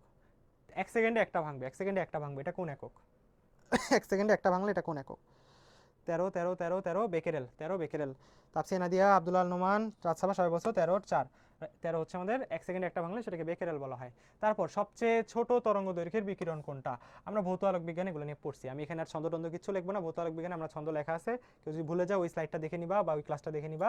এখানে কোনটা হবে তোমরা অ্যান্সার দাও, যে সবথেকে ছোট তরঙ্গ দৈর্ঘ্যের বিকিরণ কোনটা, সবথেকে কোন বিকিরণটার তরঙ্গ দৈর্ঘ্য সবথেকে ছোট, এখানে বলো কোন বিকিরণটার তরঙ্গ দৈর্ঘ্য সবথেকে ছোট, কোন বিকিরণটার তরঙ্গ দৈর্ঘ্য সবথেকে ছোট। তোমরা অলরেডি অনেকে অ্যান্সার দিছো, তাপসে নাদিয়া, রিমো সবাই বলছো 14 রে গামা রশ্মি। আমরা জানি মগার অতিবেগুনি যে সীমানা বলা হয়তো রেডিও শুরুর দিকে যেগুলো সেগুলো হচ্ছে আমাদের তরঙ্গ দৈর্ঘ্য কম, তাহলে গামা। তারপর তারপর আমাদের আসতেছে দেখো, তারপর আমাদের হচ্ছে আমাদের ব্যাসার্ধ, যে কোনো কক্ষপথের ব্যাসার্ধ, এনতম কক্ষপথের ব্যাসার্ধ। আমি এখানে আর এন দ্বারা বুঝাইছি এনতম কক্ষপথের ব্যাসার্ধ, কোনো একটা পরমাণুর এনতম কক্ষপথের ব্যাসার্ধ। মেইনলি আমরা এখানে কার কোন পরমাণু নিয়ে কথা বলছি, আমরা হাইড্রোজেন পরমাণু নিয়ে কথা বলতেছি, ঠিক আছে। হাইড্রোজেন পরমাণুর এনতম কক্ষপথের ব্যাসার্ধ, হাইড্রোজেন পরমাণু এনতম কক্ষপথের ব্যাসার্ধ। শর্টকাট সূত্রটা হচ্ছে r n equal n square into 0.53 angstrom, 0.53 angstrom. এটাকে যদি মিটারে নিতে চাও তাহলে এটা হবে এই n square into 5.3 into 10 inverse 11 metre, ঠিক আছে। N square into 5.3 into 10 inverse 11 metre. মানে তুমি যদি আংস্ট্রমে নিতে চাও তাহলে 0.53 গুণ করবা এন স্কোয়ারের সাথে, এন মানে কততম কক্ষপথ, আর যদি তুমি মিটার নিতে চাও তাহলে 5.3 ইন্টু 10 ইনভার্স 11 গুণ করবা। তারপরে আমাদের শক্তি, এনতম কক্ষপথের শক্তি, যে আমার হাইড্রোজেন পরমাণুর 2 নাম্বার 3 নাম্বার 4 নাম্বার কক্ষপথের শক্তি কত হবে। শর্টকাট সূত্রটা হচ্ছে -13.6 divided by n square, n মানে কততম কক্ষপথ। এটা ইলেকট্রোভোল্ট এককে সূত্রটা আসবে, ইলেকট্রোভোল্ট এককে আসবে। তুমি যদি ইলেকট্রোভোল্ট থেকে এটাকে জুলে নিতে চাও, তুমি যদি অ্যান্সারটাকে ইলেকট্রোভোল্ট থেকে জুলে নিতে চাও, তাহলে তুমি যেটা করবা সেটা হচ্ছে তুমি 1.6 ইন্টু 10 ইনভার্স 19 মানে ইলেকট্রনের চার্জ দ্বারা এটাকে গুণ করবা, তাহলে এটা হয়ে যাবে সেই ক্ষেত্রে জুল, বুঝছো। তুমি যদি ইলেকট্রোভোল্ট থেকে এটা আবার জুলে কনভার্ট করতে চাও তাহলে তুমি এটা দ্বারা গুণ করবা। আর আমাদের এনতম কক্ষপথে ইলেকট্রনের বেগ, এনতম কক্ষপথে ইলেকট্রনের বেগের সূত্র হচ্ছে 2.18 into 10⁶ divided by n metre per second. N হচ্ছে কততম কক্ষপথ। সবাই ক্লিয়ার কিনা আমাকে বলো, সবাই এতটুকু ক্লিয়ার কিনা, বুঝতে পারছো কিনা শর্টকাটগুলো আমাকে বলে ফেলো।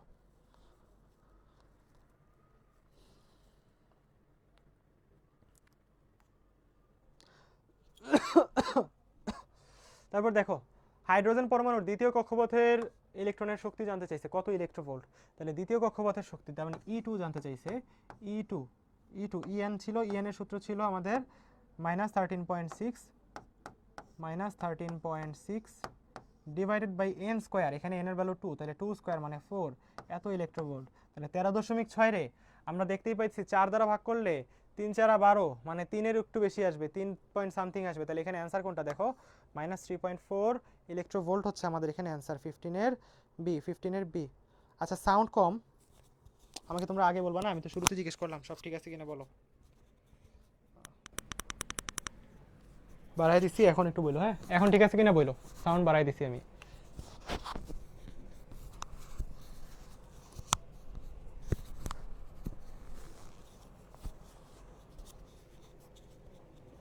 একটা মিনিট, আমাকে একটু বলো এখন সাউন্ডটা ঠিক আছে কিনা। সাউন্ড এখন ঠিক আছে কিনা একটু জানাও আমাকে। সাউন্ড আমি বাড়ানোর চেষ্টা করছি, ঠিক হয়ে যাওয়ার কথা, সবাই একটু বলো সাউন্ড কি ইনক্রিজ হয়েছে কিনা আগের থেকে।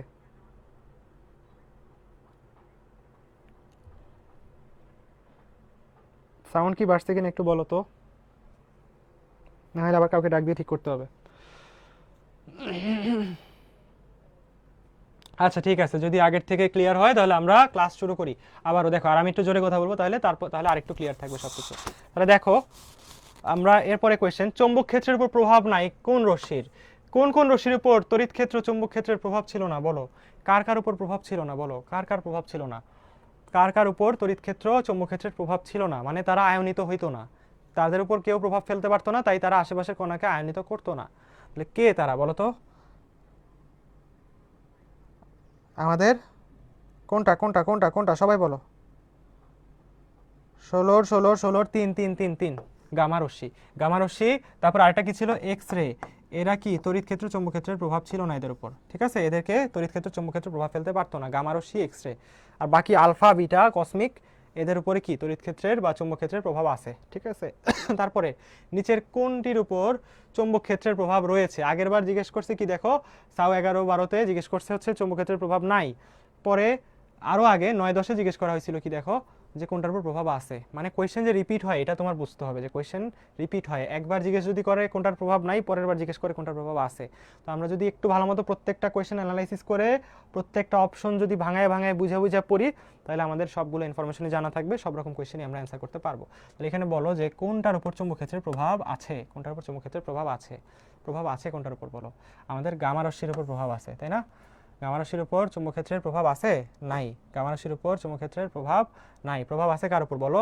আলফা বিটা গামার উপরে আমার চুম্বক ক্ষেত্রের প্রভাব আছে, চুম্বক ক্ষেত্র তড়িৎ ক্ষেত্রের প্রভাব আছে। আলফা বিটার উপর আমাদের তড়িৎ ক্ষেত্র চুম্বক ক্ষেত্রের প্রভাব আছে, গামার উপর নাই, এক্স রের উপরও নাই। 17C সবাই অ্যান্সার দিয়ে ফেলছো, ভেরি গুড। তারপর আমরা যাই দেখো সব থেকে কম ভরের কণা কোনটা। ওই যে আবারও বলছিলাম যে ওই যে এক কোয়েশ্চেন, এটা আরও আসছিল, কোনটা সব থেকে কম ভরের কণা।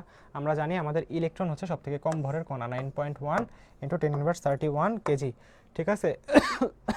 তারপর আমরা সামনে যাই, হাইড্রোজেন পরমাণুর ইলেকট্রন ও প্রোটনের মধ্যবর্তী দূরত্ব 0.53 অ্যাংস্ট্রম হলে এদের বৈদ্যুতিক আকর্ষণ বলটা কত? দেখো গতকালকে শিয়াব ভাই স্থির তড়িতের ক্লাস নিছে, স্থির তড়িতের কোয়েশ্চেন আসছে, কিন্তু এখন হাইড্রোজেন পরমাণুর ইলেকট্রন প্রোটন লাগাই দিছে এই জায়গাতে। তাহলে আমরা স্থির তড়িতের সূত্র অনুযায়ী আমরা বলতে পারি কি বলো, আমাদের F = 9 × 10⁹ Q1 Q2/d², Q1 Q2/d²। Electron proton দুইজনের চার্জই সেম, তাহলে 1.6 × 10⁻19 এটার উপরে স্কোয়ার, ঠিক আছে, ডিভাইডেড বাই d²। d কত? 0.53 আংস্ট্রম, তাহলে 0.53, তাহলে 0.53 ইন্টু 10⁻10 আংস্ট্রম উঠানোর জন্য এটার উপরে স্কোয়ার, ঠিক আছে। এবার দেখো আমরা ক্যালকুলেট করি, সুন্দরভাবে আমরা এটা ক্যালকুলেট করার চেষ্টা করি। 9 × 10⁹, তারপর দেখো 1.6 এটাকে স্কোয়ার করলে মনে রাখবা 16 256, তাহলে এটা হবে 2.56। 10⁻19 এটাকে স্কোয়ার করলে এটা ডাবল হয়ে যাবে 10⁻38। তারপরে নিচে আছে কি বলো, নিচে আছে এই 0.53 × 10⁻10 এটার উপরে স্কোয়ার, 10⁻10 স্কোয়ার করলে হবে 10⁻20। 0.53 কে স্কোয়ার করলে কত হয় আমরা এটা একটু হিসাব করে দেখি। দেখো 0.53 গুণ করলে দেখো 3 × 3 = 9, 3 × 5 = 15, 0 3, তারপরে 3 × 5 = 15, 5 আর থাকে 1, 5 × 5 = 25 আর 1 26, তাহলে 9, 10 0 হাত থাকে 1, 7 আর 1 8, 2, তাহলে দশমিক এখানে আসবে 2.8 আসতেছে। আমরা 2.8 ধরে কাজ করি, তাহলে আমার নিচে আসতেছে কত বলো, 2.8। এরপর আমরা যেটা করতে পারি, আমরা 2.56কে 3.8 দ্বারা কি করব বলো, 2.8 দ্বারা আমরা 2.56কে ভাগ করব, 2.56কে 2.8 দ্বারা ভাগ করব। তাহলে দেখো আমরা যেটা করতে পারি, দশমিক উঠাই। উপরে দশমিক উঠানোর জন্য আমরা নিচে মনে করো একটা 100 দিলাম, 10² দিলাম, আর নিচের দশমিক উঠানোর জন্য আমরা উপরে একটা 10 দিলাম, ঠিক আছে, উপরে একটা 10 দিলাম। তাহলে 256কে আমরা 28 দ্বারা যদি ভাগ করি, কয়বার যাবে বলো? 9 বার যাবে। আই হোপ 9 বার যাওয়ার কথা নাকি? 28 10 280, তাহলে 9 বার যাইতে পারে। তাহলে কত দেখি তো, 8 নং 72-এর 2 হাত থেকে 7, 9 2 18 আর 7 25, দেখছো 9 বারই গেছে। 8 থেকে 4 দশমিক 0, তাহলে আমার 28 থেকে 28, আমার এখানে থাকে কত 12, তো আমাদের আর হিসাবের দরকার নেই, 9.1 নেই। তাহলে আমার 28 দিয়ে 256 কাটলে কত থাকে বলো, 9.1। তাহলে আমরা এরপরে কি বলতে পারি দেখো, 9.1 আর 9 গুণ করি, দেখো 9.1 আর 9, তাহলে 9 একে 9, 9 9 81, ঠিক আছে, দশমিক এখানে, দশমিক এখানে। এবার দেখো 10-এর হিসাবগুলো করি। 10-এর হিসাব যদি করি, আমাদের উপরে দেখো কি আছে, নিচে আছে 10⁻10², এখানে হয়ে যাবে তাহলে কত, 10⁻18, 10⁻18 উপরে গেলে হবে 10⁻18, তাহলে উপরে থাকবে কত, 10⁻20, 10⁻20 আর আছে আরও 10টা শূন্য পজিটিভ, তাহলে 10⁻20 থেকে আর 10টা শূন্য পজিটিভ হলে কত হবে বলো, 10⁻20 আর 10টা শূন্য যদি পজিটিভ হয়, তাহলে আমার থাকতেছে কত বলো, তাহলে আমার থাকতেছে হচ্ছে এখানে 10⁻10, তাহলে এটারে কি লেখা যাবে বলো, 8.1 × 10⁻, আমি যে একটা 10 হিসাব, এটা যদি শূন্য কাজে লাগাই, তাহলে 10⁻8.19 × 10⁻9, ঠিক আছে, এত নিউটন। তাহলে অ্যান্সার আসতেছে কোনটা, বি অ্যান্সার আসতেছে। বুঝছো সবাই? তোমরা আরও তাড়াতাড়ি করে ফেলার কথা। 19 কত আসছে, 10⁻8 আসছে, বি আসলো তো, 10⁻8 আসে, ক্যালকুলেশন মিস্টেক করলাম নাকি? দেখো তো ক্যালকুলেশন মিস্টেক করছি আমি?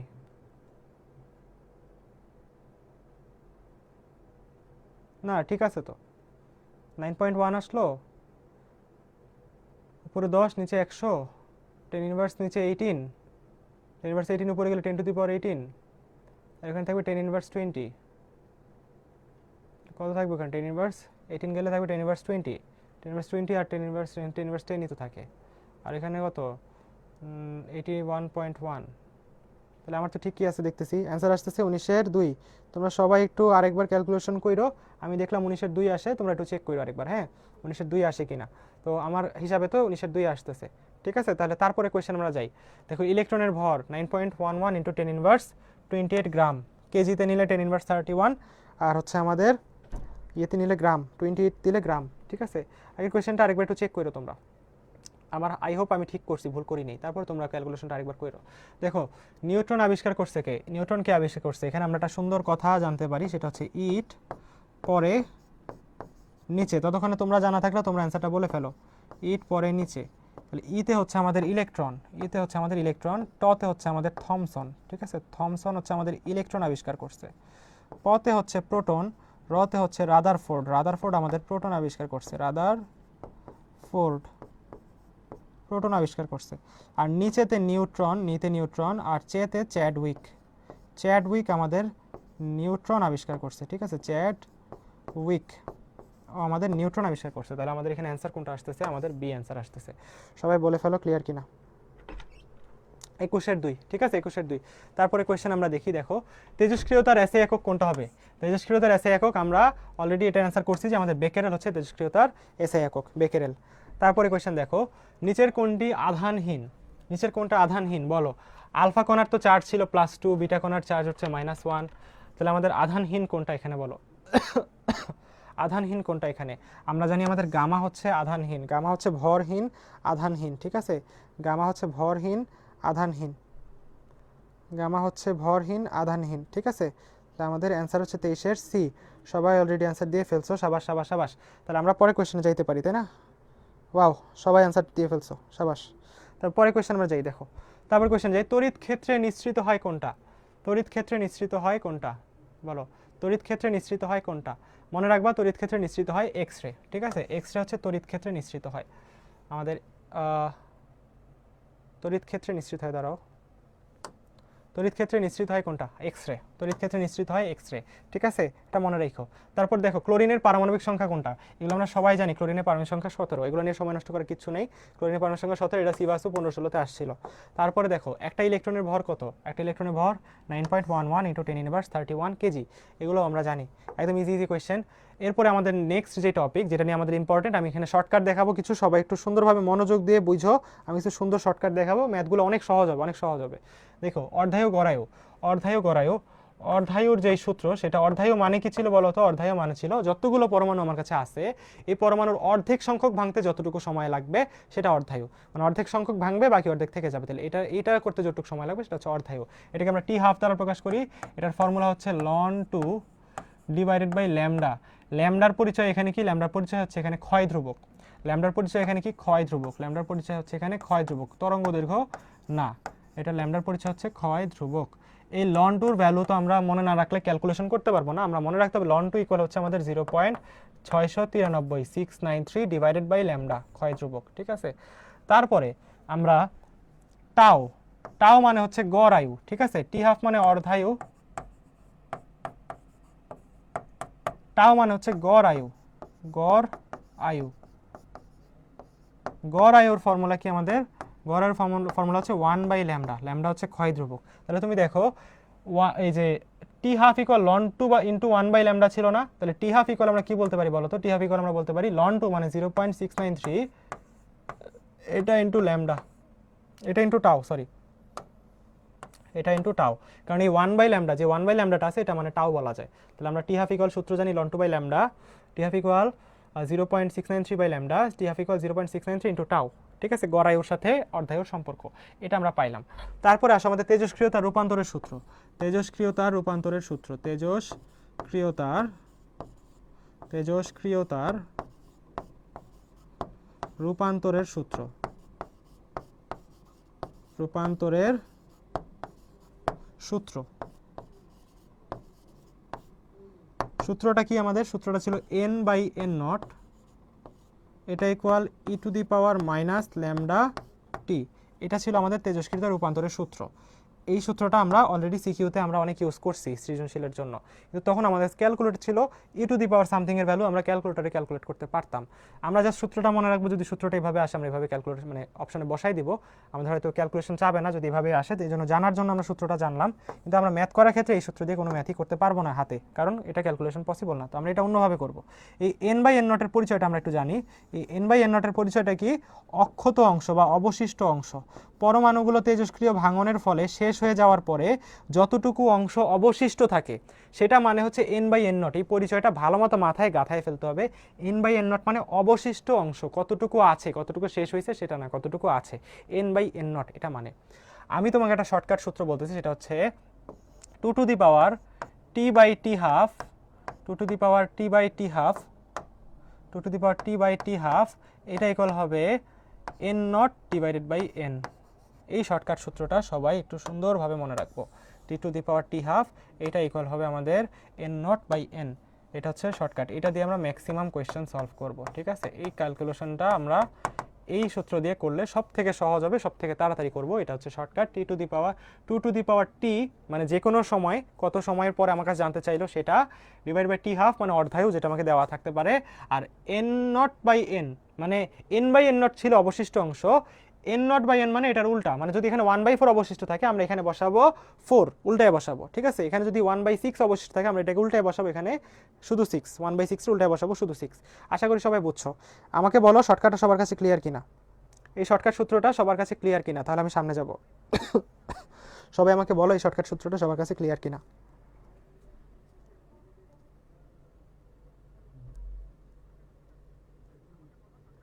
সবাই আমাকে বলো শর্টকাট সূত্রটা সবার কাছে ক্লিয়ার কিনা। সবাই বলো শর্টকাটটা সবার কাছে ক্লিয়ার কিনা। আচ্ছা, 1/2 টু দি পাওয়ার n দিয়ে করছিল। আচ্ছা রাজসাবা যেটা বলছো একই কথা, মানে ওইটা ওইভাবে চিন্তা করলেও হবে, সমস্যা নেই, করো, সমস্যা নেই।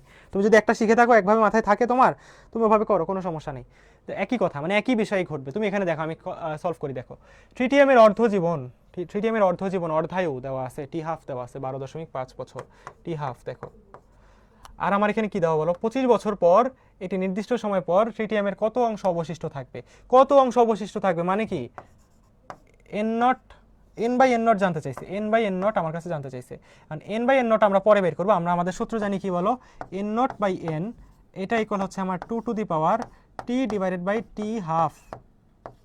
আমার কাছে টি দেওয়া আছে 25 বছর আর টি হাফ দেওয়া আছে 12.5 বছর, আমরা সব বসাই দিতে পারি। দেখো এন নট বাই এন এটা ইকুয়াল হচ্ছে টু টু দি পাওয়ার, টি এর ভ্যালু কত, টি এর ভ্যালু হচ্ছে 25 আর টি হাফের ভ্যালু কত দেখো 12.5। তাহলে আমাদের কত আসে দেখো, এখানে 25কে 12.5 দ্বারা ভাগ করলে আসে 2 টু দি পাওয়ার 2, যেটার ভ্যালু আসে 4। তাহলে এন নট বাই এন এর ভ্যালু আসছে 4, আমার দরকার হচ্ছে এন বাই এন নটের ভ্যালু। তাহলে এটা কত হবে বলো, এটার ভ্যালু আসবে 1/4, যেটা হচ্ছে আমার এখানে অ্যান্সার। অবশিষ্ট অংশ কতটুকু অবশিষ্ট আছে, সবাই বলো ক্লিয়ার কিনা, সবাই বলো ক্লিয়ার কিনা। আচ্ছা আব্দুল্লাহ নোমান বলছো আবার বুঝান, কোনটা বুঝাবো ভাইয়া আমাকে বলো, আমি এই কোয়েশ্চেনটাই আবার বুঝাই, তুমি এই কোয়েশ্চেনটাতে বোঝার চেষ্টা করো। দেখো আমাদের এখানে বলছে যে টি হাফ অর্ধায়ু দেওয়া আছে আমাকে 12.5 বছর, আমাকে বলছে 25 বছর পর কত অংশ অবশিষ্ট থাকবে, কত অংশ অবশিষ্ট থাকবে, এটার মানে হচ্ছে n by n nought, n by n nought. কিন্তু এই সূত্র দিয়ে আমরা ম্যাথ করি না, আমরা শর্টকাট দিয়ে করব এন বাই এন নট। তাহলে আমার কাছে লাগবে এন বাই এন নট, কিন্তু আমরা শর্টকাট সূত্র কি জানি বলো, two two the power t মানে যে কোনো সময় ডিভাইড বাই টি হাফ অর্ধায়ু, এটা ইকুয়াল হবে N not divided by N, N not divided by N. তাহলে ওই সূত্রটা আমি লিখছি এখানে, দেখো N not divided by N এটা equal to two the power T divided by T half. T হচ্ছে যে কোনো সময় 25 বছর পর, সেটা বসাইছি। টি হাফ হচ্ছে অর্ধায়ু 12.5 বছর, সেটা বসাইছি। তাহলে দেখো 25/12 কত হবে, 2 হবে, তাহলে টু টু দি পাওয়ার 2, তাহলে কত আসে 4। তাহলে এন নট বাই এন এর ভ্যালু হচ্ছে 4, কিন্তু এটা মানে তো অবশিষ্ট অংশ না, অবশিষ্ট অংশ মানে কোনটা বলো, এন বাই এন নট। তাহলে আমাকে এটাকে উল্টাইতে হবে, আমি পাইছি এন নট বাই এন এর ভ্যালু, তো এটাকে উল্টাইতে হবে, এন বাই এন নট হবে, তাহলে এটা হবে 1/4। তাহলে অ্যান্সার আসবে 1/4। সবাই ক্লিয়ার কিনা বলো, এখন সবাই ক্লিয়ার কিনা আমাকে বলো, সবাই আমাকে বলো ক্লিয়ার কিনা। আব্দুল নোমান বুঝাইতে বলছো, দেখো বুঝছো কিনা, না বুঝলে বলো, আমি আবারও বলবো, সমস্যা নেই। এটা কোথায় আসছে তুমি দেখো, এটা এগ্রি ক্লাস্টার 19-20 আসছিল, দেখছো গুচ্ছতে 19-20 এটা আসছে। এই টপিক থেকে আমাদের মোটামুটি সব ভার্সিটির সব থেকে বেশি কোয়েশ্চেন আসতো এই টপিক থেকে। তো তোমরা হচ্ছে এটা একটু ভালো মতো দেখতে হবে শর্টকাট। এই ক্যালকুলেশনগুলো করাটা অনেকের জন্য টাফ ছিল, কারণ অনেকে হচ্ছে ওই যে ওই ওই ই টু দি পাওয়ার দিয়ে অনেক সময় বইতে লেখা থাকে বা ওই বইতে করা থাকে, তো এটা হাতে তো আমরা করতে পারবো না এভাবে, হাতে করতে হলে শর্টকাট ইউজ করতে হবে। তো এটা হচ্ছে কথা। তুমি যদি অন্য কোনো শর্টকাট জেনে থাকো তুমি সেটা দিয়ে, জানা থাকলে সেটা দিয়ে করতে পারো, কিন্তু আমি এটা করাই এভাবেই সবসময় করে, তো আমি এভাবে করাইতেছি, এভাবে করাবো। তাহলে সবাই বলো ক্লিয়ার কিনা। তারপরে কোয়েশ্চেন দেখো, সমপরিমাণ দুটি তেজস্ক্রিয় পদার্থের মধ্যে একটার অর্ধায়ু হচ্ছে দেখো 10 ডেজ, ঠিক আছে, অর্ধায়ু হচ্ছে 10 ডেজ, অপরটার অক্ষয় ধ্রুবক বা অবক্ষয় ধ্রুবক ল্যামডার ভ্যালু হচ্ছে আমার 0.03465, ঠিক আছে। দেখো 40 দিন পর দ্বিতীয় পদার্থটার কত অংশ অবশিষ্ট থাকবে। কোয়েশ্চেনটা পুরাপুরি তোমাকে কনফিউজ করার জন্য দেওয়া হয়েছে। কোয়েশ্চেনটা দিয়ে ম্যাক্সিমাম স্টুডেন্ট অ্যান্সার ভুল করে দিয়ে আসবে। কেন? এখানে দেখো আসলে ভালো মতো বুঝতে হবে, ভালো মতো পরীক্ষার হলে অনেকেই কোয়েশ্চেন পড়ে না, যার কারণে ভুলটা হওয়ার সম্ভাবনা বেশি থাকে। এভাবেই কোয়েশ্চেনটা দিছে। সমপরিমাণ দুইটা পদার্থ এখানে দেখো, প্রথমটার হচ্ছে অর্ধায়ু 10 দিন, দ্বিতীয়টার হচ্ছে অবক্ষয় ধ্রুবক দেওয়া, অর্ধায়ু দিয়ে দেয়নি সরাসরি, আমার তো দরকার অর্ধায়ু। বলছে 40 দিন পর পদার্থটার কত অংশ অবশিষ্ট থাকবে। দ্বিতীয় পদার্থটার, দেখছো কথাটা, অর্ধায়ু দেওয়া প্রথম পদার্থের, অনেকেই প্রথম পদার্থের অর্ধায়ু দিয়ে ম্যাথ করে ফেলবে, কিন্তু আমার কাছে চাইছে দ্বিতীয় পদার্থটার, তাহলে দ্বিতীয় পদার্থের অর্ধায়ু দেয়নি, দিয়ে দিচ্ছে অবক্ষয় ধ্রুবক, তাহলে সেখান থেকে অর্ধায়ু বের করতে হবে, তাহলে দ্বিতীয় পদার্থটার অর্ধায়ু আমরা বের করতেছি। দেখো এটা কি হবে, লন 2 বাই ল্যামডা, মানে 0.693 ডিভাইড বাই ল্যামডা, ল্যামডার ভ্যালু দেওয়া কত 0.03465, ঠিক আছে। এখান থেকে আমরা যদি ক্যালকুলেশন করি, আমরা দেখো নিচে কয় ঘর, 1 2 3 4 5, 5 ঘরের জন্য দশমিক উঠাইতে চাইলে উপরেও 5 ঘর বানাইতে হবে, 5 ঘর বানাইতে হলে এখানে 3 ঘর অলরেডি আছে, আর 2টা শূন্য দিতে হবে। তাহলে আমরা কি পাইছি দেখো, আমরা পাইতেছি 6,69,300 ডিভাইডেড বাই 3465, ঠিক আছে। এখানে আমরা এটা পাইতেছি। এখান থেকে আমাদের কি আসে তুমি দেখো, এখান থেকে আমাদের আসে, দেখো কত আসে আমাদের, 0, 5 গুণ 10 শূন্য, হাত থেকে 1, 6 দুগুণে 12 একে 13 3, হাত থেকে 1, 4 দুগুণে 8 1 9, 3 দুগুণে 6, আমি যদি 20 দ্বারা গুণ করি তাহলে এটা পাই। তাহলে এটা কাটাকাটি যে কত থাকবে বলো, 20 থাকবে। এবার আমরা আমাদের শর্টকাট অ্যাপ্লাই করবো, বলো এবার আমরা যদি শর্টকাট অ্যাপ্লাই করি, n nought divided by n, এটা ইকুয়াল হচ্ছে 2 to the power t half, টি হাফের ভ্যালু কত দেওয়া বলো, 2 টু দি পাওয়ার টি হাফের ভ্যালু হচ্ছে আমাদের 10 দিন, আর আমরা টি পাইছি কত বলো, সরি টি হাফের ভ্যালু হচ্ছে আমাদের 20 দিন, আর আমাদের সময় কত, টি কত দেওয়া বলো, আমাদের 40 দিন, তাহলে 2 to the power t by T half, তাহলে 40 ডিভাইড বাই টি হাফ দেওয়া হচ্ছে আমরা পাইছি 20, তাহলে কত আসে বলো, 2 স্কোয়ার মানে কত 4, তো এটা হচ্ছে এন নট বাই এন এর ভ্যালু, তাহলে এন বাই এন নট কত হয় বলো, এন বাই এন নট হবে আমাদের, এটা উল্টাই দিলে 1/4। সিমিলার কোয়েশ্চেন ছিল কিন্তু ট্রিক করছে এখানে, কি ট্রিক করছে তো সেটা তোমরা বুঝছোই, যে আমার এখানে প্রথমটার অধ্যায় দেওয়া ছিল, প্রথমটার অধ্যায় দিয়ে করলে কিন্তু ম্যাথ হইতো না, আমাদের এখানে অ্যান্সার হবে 28 এর বি, ঠিক আছে, 28 এর বি। তাহলে সবাই আশা করি ক্লিয়ার, হ্যাঁ সবাই আশা করি ক্লিয়ার। তারপর দেখো, তারপর সামনে যাই আমরা, দেখো রেডনের অর্ধায়ু দেওয়া কত দেখো 4 দিন, অর্ধায়ু টি হাফ দেওয়া আমাকে 4 দিন, আমার কাছে এর গড় আয়ু জানতে চাইছে। অর্ধায়ু আর গড় আয়ুর মধ্যে একটা সম্পর্ক ছিল, টি হাফ এটা ইকুয়াল ছিল কত বলো, 0.693 ইন্টু টাও, তাহলে আমরা টাও বের করলে কি পাবো বলো, টি হাফের ভ্যালু 4 ডিভাইড বাই 0.693, তাহলে দেখো আমরা বলছিলাম কি, যদি নিচের দশমিক উঠাইতে চাই 3 ঘর পরে, মানে দশমিক পরে 3 ঘর আছে, দশমিক উঠাইতে চাইলে উপরেও আমার কি করতে হবে বলো, একটা দশমিকের জন্য একটা 1, আর দশমিক পরে 3 ঘর, তাহলে 3টার জন্য 3টা শূন্য দিতে হবে, দশমিক পরে 3 ঘর থাকার জন্য 3টা শূন্য দিতে হবে, তাহলে 4000 ডিভাইডেড বাই 693 কত আসে তুমি একটু দেখো, আমাদের এসে আসবে দেখো 5 বার যাবে, 3 6 18 8, হাতে থাকে 1, 5 নং 45 46, 4 5 6 30, আর 4 কত 34, কত 2, তারপরে কত 3, তারপরে কত 5, এই 532 থাকে, তাহলে 5 পয়েন্ট সামথিং আসতেছে, ঠিক আছে, আরও যাবে 5.0 আনবো, আরও যাবে, তাহলে আমরা দেখতে পাচ্ছি এখানে অ্যান্সার হচ্ছে 5.770। আশা করি সবাই ক্লিয়ার। 29-এর কোনটা হবে, 29-এর সি না, 29-এর হবে বি, 5.77 ডেজ, কথা বুঝছো, সি 6 বার যাচ্ছে না, এখানে 6 বার যায় না, তুমি এখানে দেখো 6 বার যায় না, 4000-কে 6 বার যায় না, 29-এর বি হবে। সবাই বুঝতে পারছো ভুলটা কোন জায়গায়, 29-এর বি হবে, 5.77 আসবে, পুরোটা করার প্রয়োজন পড়ে না, 5 ঘর গেছে, তাহলে আমরা বুঝতে পারতেছি 5.77 আসে, ঠিক আছে। তারপর আমরা সামনে আগাই, দেখো কোনো তেজস্ক্রিয় পদার্থের ক্ষয় ধ্রুবকের মান, আবার দেখো ল্যামডা দেওয়া, আমার কাছে অর্ধায়ও জানতে চাওয়া হয়েছে, বলো অর্ধায়ও জানতে চাওয়া হয়েছে। অর্ধায়ও ইকুয়াল কত হবে বলো, টি হাফ এটা ইকুয়াল হবে ln two by lambda 0.693 divided by lambda দেওয়া 0.00385। ঠিক আছে, তাহলে আমরা যদি নিচের দশমিক উঠাইতে চাই, দশমিক পরে কয় ঘর দেখো, 1 2 3 4 5 ঘর দশমিক উঠাইলাম, তাহলে দশমিকের উপরেও দশমিক পরে 5 ঘর হইতে হবে, তাহলে উপরে দশমিক উঠাই দেওয়া যাবে, উপরে আর 2টা শূন্য দিতে হবে, তাহলে দেখো 5 ঘর হয়ে গেছে। বুঝছো বিষয়টা? তাহলে এখানে হিসাব শেষ, কমপ্লিট। তারপরে আমরা দেখি আমাদের তাহলে 69300 69300 ডিভাইডেড বাই 385, ঠিক আছে 385। এটা কতবার যায়, এটা কতবার যায়, প্রথমে একবার যায়, ঠিক আছে একবার যায় 385, দুইবার যাবে না। তাহলে 13 থেকে 5 গেলে 8, হাতে থাকে 1, 9 থেকে 8 গেলে কত বলো, 9 থেকে 9 গেলে 0, 6 থেকে 3 গেলে কত, 6 থেকে 3 গেলে আমার হচ্ছে 3, তাহলে 308। আমরা হচ্ছে পরের শূন্যটা নামাইতে পারি, পরের শূন্য যদি নামাই দেখো এটা 8 বার যায়, 5 8 40 0, হাত থেকে 1, 8 8 64, আর সরি 5 8 40 থেকে 4, 8 8 64 আর 4 68, 8 হাত থেকে 6, 3 8 24 আর 6 30, তাহলে এই যে শূন্য আর একটা শূন্য নামে, তাহলে শূন্য দিয়ে শূন্য, তাহলে 180 সেকেন্ড আসতেছে। দেখো 180 সেকেন্ড আসতেছে, কারণ কি অবক্ষয় ধ্রুবকটা সেকেন্ড ইনভার্স ওয়ানে দেওয়া ছিল, দেখো ক্ষয় ধ্রুবকটা সেকেন্ড ইনভার্স ওয়ানে দেওয়া ছিল, তাহলে সময়টা আসবে কিসে বলো, সেকেন্ডে আসবে। এটা যদি ডে ইনভার্স ওয়ানে দেওয়া থাকতো এখানে দিনে আসতো, এখানে যদি মিনিট ইনভার্স ওয়ান থাকতো এখানে মিনিটে আসতো, এখানে ঘন্টা ইনভার্স ওয়ান থাকলে এখানে ঘন্টায় আসতো। 180 সেকেন্ড, কিন্তু অপশনগুলো কীভাবে রাখা বলো, মিনিটে রাখা। তাহলে আমরা 180 সেকেন্ডে মিনিটে নিলে কী করতে হবে, 60 দ্বারা ভাগ করতে হবে। 180 রে 60 দ্বারা যদি ভাগ করো, বলো কত মিনিট পাবা তুমি, বলো কত মিনিট পাবা তুমি, এখানে 3 মিনিট পাবা, তাই না? 3 মিনিট হচ্ছে আমাদের এখানে অ্যান্সার। তাহলে আমাদের বি হচ্ছে এখানে অ্যান্সার। সবাই বলে ফেলি ক্লিয়ার কিনা, 39 সবার ক্লিয়ার কিনা, স্যার 39 কোথায়, 30 সবার ক্লিয়ার কিনা, 30 বি 30 বি অলরেডি অ্যান্সার দিয়ে ফেলছো অনেকে, 30 বি হচ্ছে আমাদের অ্যান্সার। তাহলে আশা করি সবাই এগুলো বুঝতেছো, এগুলো ক্লিয়ার হইতেছো। তারপরে দেখো একটি তেজস্ক্রিয় বস্তুতে 10⁻18টি পরমাণু আছে, তাহলে শুরুতে 10⁻18টা পরমাণু ছিল। বস্তুটার অর্ধায়ু 2000 দিন, বস্তুটার 5000 দিন পরে কত অংশ অবশেষ থাকবে, মানে কতটুকু অবশিষ্ট থাকবে, আবারও সেই n/n0 এর ভ্যালু জানতে চাওয়া হয়েছে। ঠিক আছে, তাহলে আমরা এখানে যেটা করতে পারি সেটা হচ্ছে, দেখো অর্ধায়ু আছে আমার কাছে টাইমও দেওয়া আছে, অর্ধায়ু হচ্ছে t½ আর এটা হচ্ছে আমার টি, যে কোনো সময়। তাহলে আমরা যেটা করব সেটা কি করব বলো, আমরা জানি n/n0 এটা equal 2⁻t divided by t½ তাহলে আমরা এখানে পাই 2⁻t হচ্ছে আমাদের, টি হচ্ছে কত বলো, টি হচ্ছে 5000 ডিভাইডেড বাই t½ হচ্ছে আমাদের 2000।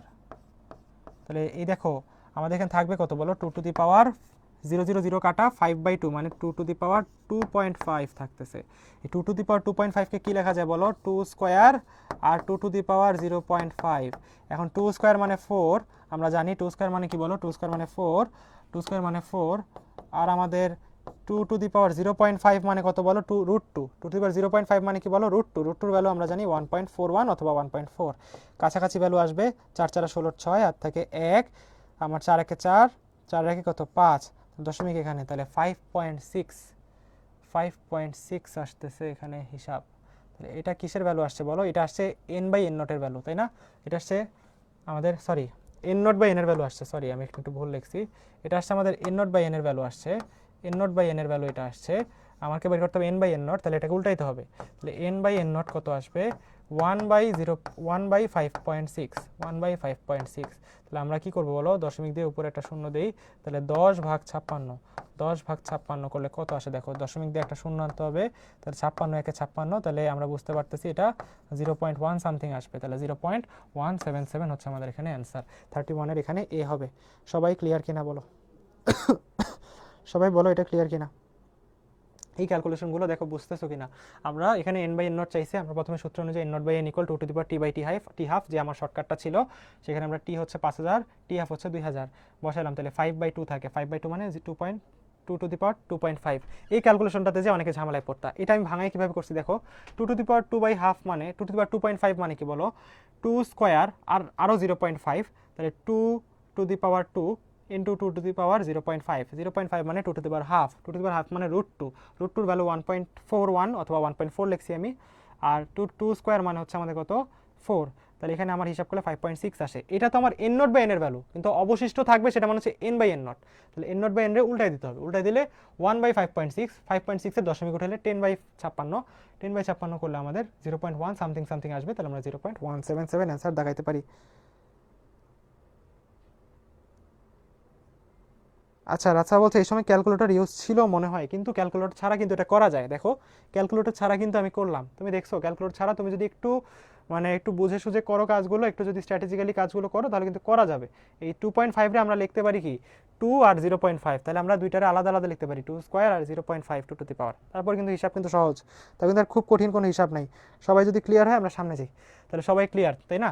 দেখো অর্ধায়ু টি হাফ আমাদের এর গড়ায়ু কত হবে টাও, তাহলে টাও ইকুয়াল কত অর্ধায়ু দিয়ে, টাও ইকুয়াল কত বলো, টাও ইকুয়াল কত হবে বলো আমাদের টি হাফ বাই 0.693। টি হাফ কত দেওয়া, টি হাফ হচ্ছে 43 ইন্টু 10⁸ ডিভাইডেড বাই 0.693।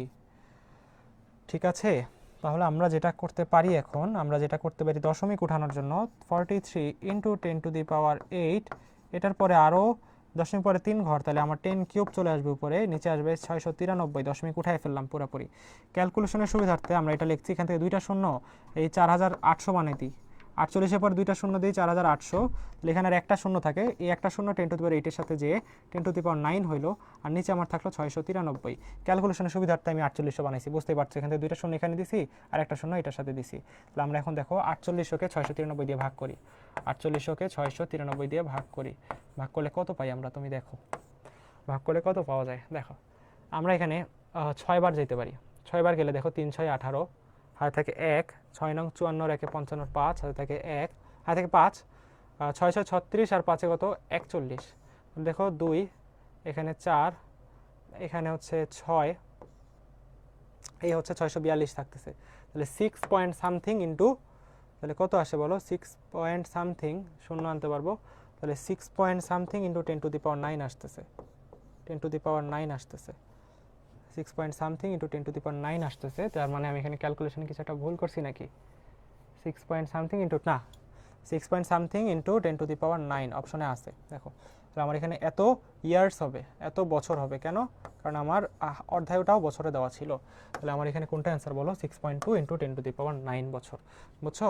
তাহলে এখানে আমার অ্যান্সার আসতেছে 32A।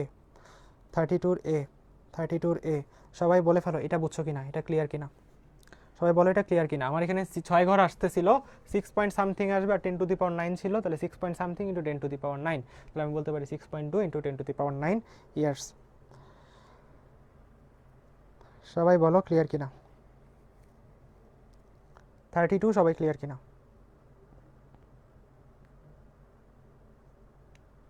আচ্ছা সামনে যাই আমরা। দেখো রেডিয়ামের গড় আয়ু দেওয়া, আবারও সেম, অর্ধায়ু কত হবে, তাহলে এখন টি হাফ জানতে চাইছে, টি হাফ ইকুয়াল কত হবে বলো, টি হাফ ইকুয়াল হবে 0.693 ইন্টু এই 2294, আমাকে টাও দেওয়া, হ্যাঁ সূত্র ছিল টি হাফ ইকুয়াল 0.693 ইন্টু টাও।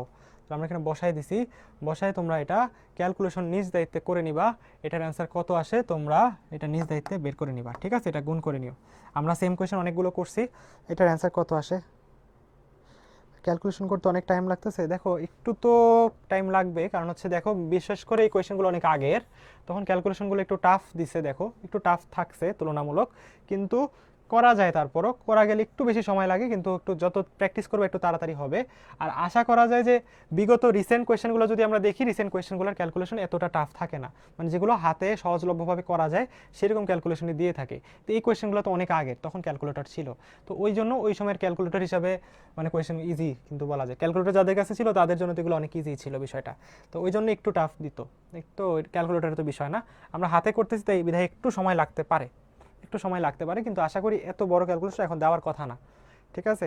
যদি দেয় তাও আমরা একটু প্র্যাকটিস করে যাবো যেন আমরা সমস্যা না হয়, এটা একটু নিজেরা করে নিও। 33, তাহলে আমরা পরের কোয়েশ্চেনে যাই। দেখো আমাদের শেষের দিকের টাইপ এগুলো, হ্যাঁ, নিউক্লিয়ার চেইন বিক্রিয়া, নিউক্লিয়ার ফিউশন বিক্রিয়া, নিউক্লিয়ার ফিশন বিক্রিয়া। হ্যাঁ, নিউক্লিয়ার ফিউশন বিক্রিয়া, নিউক্লিয়ার চেইন বিক্রিয়া কোনটা আগে বলো?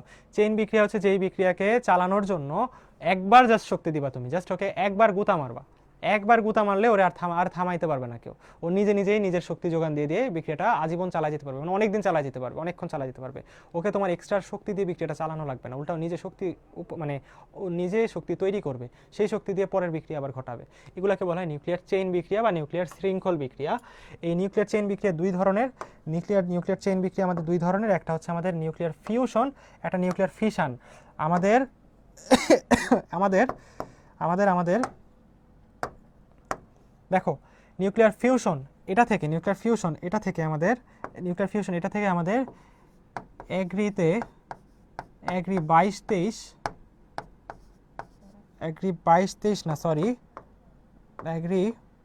20-21 এবং এগ্রি 19-20 দুই জায়গাতেই প্রশ্ন আসছে।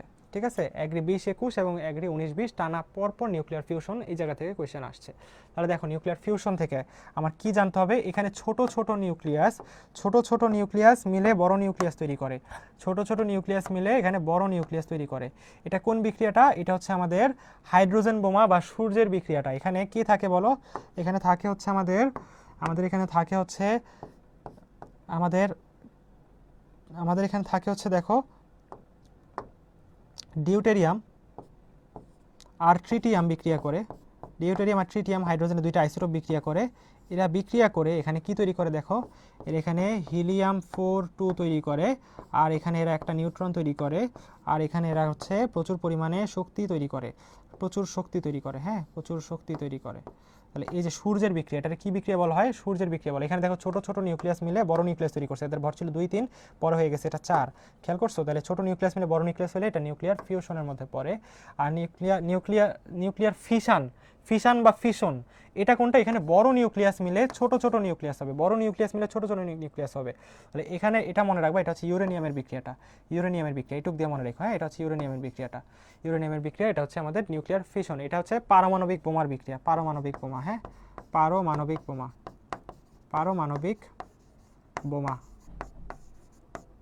বোমার বিক্রিয়া বা পারমাণবিক বিদ্যুৎ কেন্দ্র। পারমাণবিক বিদ্যুৎ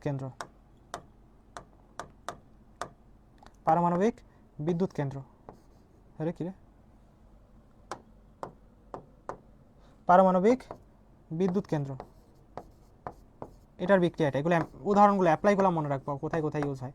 পারমাণবিক বিদ্যুৎ কেন্দ্রের এটা বিক্রিয়া। আর এই বিক্রিয়াটা কোথাকার বলতো? নিউক্লিয়ার ফিউশন হচ্ছে আমাদের সূর্যের বিক্রিয়া, সূর্যে শক্তি উৎপন্ন হয় এই বিক্রিয়া থেকে, সূর্যের বিক্রিয়া এটা। আর কিসের বিক্রিয়া বলতো? আর হচ্ছে হাইড্রোজেন বোমা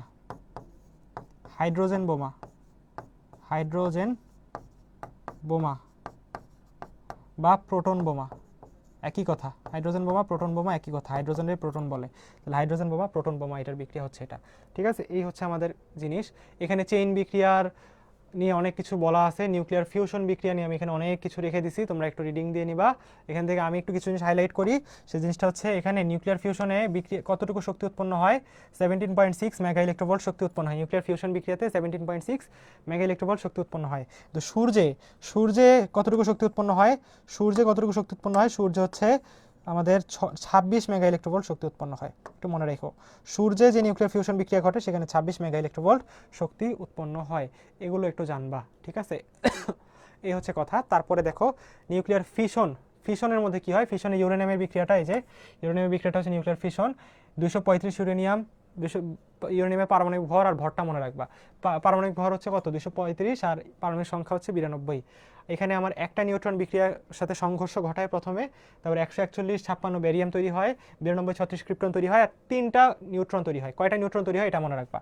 বিক্রিয়া ইউজ হয় কয়টা নিউট্রন এটা একটু মনে রাখো, একটা নিউট্রন ইউজ হয়, আর বিক্রিয়া তৈরি হয় 3টা নিউট্রন। আর কতটুকু শক্তি তৈরি হয়? 200 মেগা ইলেকট্রোভোল্ট শক্তি উৎপন্ন হয়। ফিউশনে কতটুকু ছিল? ফিউশনে 26 মেগা ইলেকট্রোভোল্ট ছিল, আর ফিশনে কতটুকু হয়? 200 মেগা ইলেকট্রোভোল্ট শক্তি উৎপন্ন হয়। ঠিক আছে, একটু ভালো মতো এটা মনে রাখবা।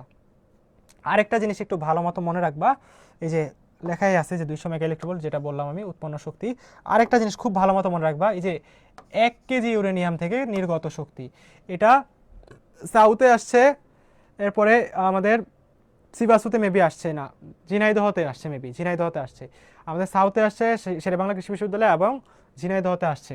তো আমাদের এই যে 1 কেজি ইউরেনিয়াম থেকে কতটুকু শক্তি নির্গত হয় এটা সরাসরি মুখস্থ রাখবা। 5.128 ইন্টু 10⁻26 মেগা ইলেকট্রোভোল্ট, জুলে আসছে 8.2 ইন্টু 10⁻13 জুল।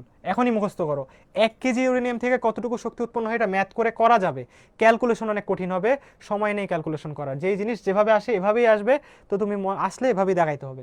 1 কেজি ইউরেনিয়াম থেকে কতটুকু শক্তি উৎপন্ন আসবে, 8.2 into 10⁻13 joule, 8.2 into 10⁻13 joule, 8.2 into 10⁻13 joule, এখনই মুখস্থ করো।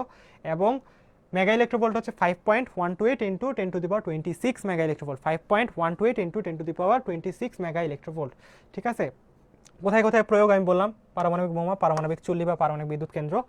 তারপর হচ্ছে এখানে কি হয় বলতো, নিউক্লিয়ার ফিশনে কি হয়, বড় নিউক্লিয়াস ভেঙে ছোট ছোট নিউক্লিয়াস হয়, প্রায় সমান ভরের দুইটা নিউক্লিয়াসে পরিণত হয়। তারপর এই হচ্ছে এখানের কথা, আরও কিছু ইনফরমেশন আছে, এগুলো একটু রিডিং দিও, সমস্যা নেই। তারপর আইসোটোপ, আইসোটোন, আইসোবার, আইসোমার, এগুলো নিয়ে যদি আমরা একটু পড়ি। আইসোটোপে কি থাকে, আইসো সমান কে সমান প্রোটন সমান, প্রোটন সমান হবে, এখানে প্রোটন সংখ্যা সমান, ভর সংখ্যা ভিন্ন বা নিউট্রন সংখ্যা ভিন্ন হলে সেটা আইসোটোপ। এগুলো বাচ্চাকালের পড়া, কেমিস্ট্রির পড়া, এত টাইম নিব না আমরা এখানে। আইসোটোন, এখানে কে সমান, এখানে নিউট্রন সমান। ঠিক আছে, নিউট্রন সংখ্যা সমান কিন্তু ভর সংখ্যা ভিন্ন বা পারমাণবিক সংখ্যা ভিন্ন হলে সেটাকে বলা হয় আইসোটোন। আইসোটোন কখনো একই মৌলের ক্ষেত্রে হওয়া পসিবল না, তাই না? একই মৌলের ক্ষেত্রে হবে একমাত্র আইসোটোপ, একই মৌলের ক্ষেত্রে ভিন্ন ভিন্ন ভর সংখ্যা, পারমাণবিক সংখ্যা সেম। কিন্তু আইসোটোন কিন্তু আমার যেহেতু পারমাণবিক সংখ্যাটা ভিন্ন হবে, তাহলে পারমাণবিক সংখ্যা ভিন্ন মানে মৌলটা ভিন্ন, কখনো একই মৌলের ক্ষেত্রে আইসোটোন তুমি পাবা না, আইসোবারও পাবা না। ঠিক আছে, তাহলে আইসোবারও কি আমার একই মৌলের ক্ষেত্রে সম্ভব না। আইসোবার মানে কি বলো, বার মানে মনে রাখবো ভর, তাহলে আমার এখানে কে সমান ভর সমান থাকবে, যে সকল মৌলগুলোর ভর সংখ্যা সমান তারা হচ্ছে কি আমাদের আইসোবার। ঠিক আছে, যেমন যে আর্গনের 40, ক্যালসিয়ামের 40, তাহলে এগুলো কি আমাদের আইসোবার। নাইট্রোজেনের 13 ভর, কার্বনেরও 13 ভর, তাহলে এটা কত আমাদের আইসোবার। ঠিক আছে, এগুলো হচ্ছে কথা। আইসোমার, এটা থেকে একবার কোয়েশ্চেন আসছে, সেটা একটু মনে রাখো যে একই প্রজাতির দুইটা নিউক্লিয়াস ভেঙে যদি আমার দুইটা ভিন্ন শক্তি অবস্থায় থাকে, আমি তোমাকে একটু আমার ভাষায় সহজে বলি, তাদের মধ্যে একটা যদি ক্ষণস্থায়ী হয়, আমি তোমাকে বলি যে দুইটা পরমাণু যদি ভর সংখ্যা এবং প্রোটন সংখ্যা দুইটাই সেম হয়, কিন্তু তাদের নিউক্লিয়াসের অবস্থা যদি ভিন্ন হয়, মানে নিউক্লিয়াসের গঠন যদি ভিন্ন হয়, মানে দুইটার প্রোটন এবং ভর, পারমাণবিক সংখ্যা এবং ভর সংখ্যা দুইটাই সেম, পারমাণবিক সংখ্যাও চেঞ্জ নেই, ভরেও কোনো চেঞ্জ নেই, মানে একই মৌল দুইটা, কিন্তু ওদের গঠনে চেঞ্জ আছে, নিউক্লিয়াসের গঠনে চেঞ্জ আছে। একটা নিউক্লিয়াসের মানে দুইটা ভিন্ন শক্তি অবস্থায় আছে, একটা ক্ষণস্থায়ী আর একটা স্থায়ী, এই দুইটাকে বলা হয় আইসোমার। জাস্ট সংজ্ঞাটা জেনে যাব। ঠিক আছে, তারপরে আসো, সৌরশক্তি কোন পদ্ধতিতে সৃষ্টি হয়, এই যে 20-21 আসছে, দেখছো? সৌরশক্তি কোন পদ্ধতিতে সৃষ্টি হয় তোমরা বলো, বলো সৌরশক্তি কোন পদ্ধতিতে সৃষ্টি হবে, সৌরশক্তি কোন পদ্ধতিতে সৃষ্টি হবে, সৌরশক্তি কোন পদ্ধতিতে সৃষ্টি হবে? ক্যামেরাটা কি ব্লার হয়ে গেছে নাকি? সবাই বলো সৌরশক্তি কোন পদ্ধতিতে সৃষ্টি হবে। শান্তনীয় বলছো 34-এর ডি, ফিউশন বিক্রিয়া। সবাই বলো ফিউশন বিক্রিয়া কিনা। রাজসভা বলছো 34-এর ডি। তাহলে আমাদের এখানে আমরা জানি ফিউশন বিক্রিয়াতে আমাদের সৌরশক্তি এই পদ্ধতিতে সৃষ্টি হয়, সৌরশক্তি এই পদ্ধতিতে সৃষ্টি হয়। তারপরে যদি কোনো আণবিক বোমার ফিশন প্রক্রিয়ায় 1 কেজি ভর লোপ পায়, মানে 1 কেজি ভর ইউজ হয়, এটাকে মানে ভর ত্রুটি বা 1 কেজি ভর ইউজ হইতেছে। ঠিক আছে, 1 কেজি ভর যদি ইউজ হয় আণবিক বোমার, তাহলে ওই 1 কেজি বোমা কতটুক শক্তি তৈরি করবে, তাহলে 1 কেজি বোমা কতটুক শক্তি তৈরি করবে, ই ইকুয়াল আমরা mc স্কোয়ার বসাবো, mc স্কোয়ার, এখানে m এর ভ্যালু 1, c হচ্ছে 3 ইন্টু 10⁸। এই কোয়েশ্চেনটাও বহুবার আসছে আমাদের, এটাকে হবে 9, 3 × 9 আর 10⁸, ডাবল হয়ে যাবে 16, এত জুল শক্তি উৎপন্ন হবে, 9 ইন্টু 10⁻16 জুল। আমার 1 কেজি ভর লোপ পাইলে কতটুকু শক্তি নির্গত হবে, এটা 12, 13 থেকে শুরু করে আরও কয়েক জায়গাতে কয়েকবার আসছে। তাহলে ইকুয়াল mc স্কোয়ার 9 ইন্টু 10⁸8 হচ্ছে আমাদের, 9 ইন্টু 10⁻16 হচ্ছে আমাদের এখানে অ্যান্সার। ঠিক আছে, সবাই ক্লিয়ার হইলে সবাই অ্যান্সার করার চেষ্টা করো, সবাই বলো বুঝছো কিনা।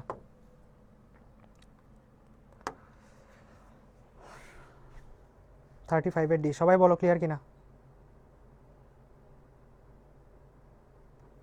তারপরে আমরা যাই, দেখো তারপরে সামনে আগাই, দেখো ভারী ধাতুর পরমাণু, ভারী ধাতুর পরমাণু নিউক্লিয়াস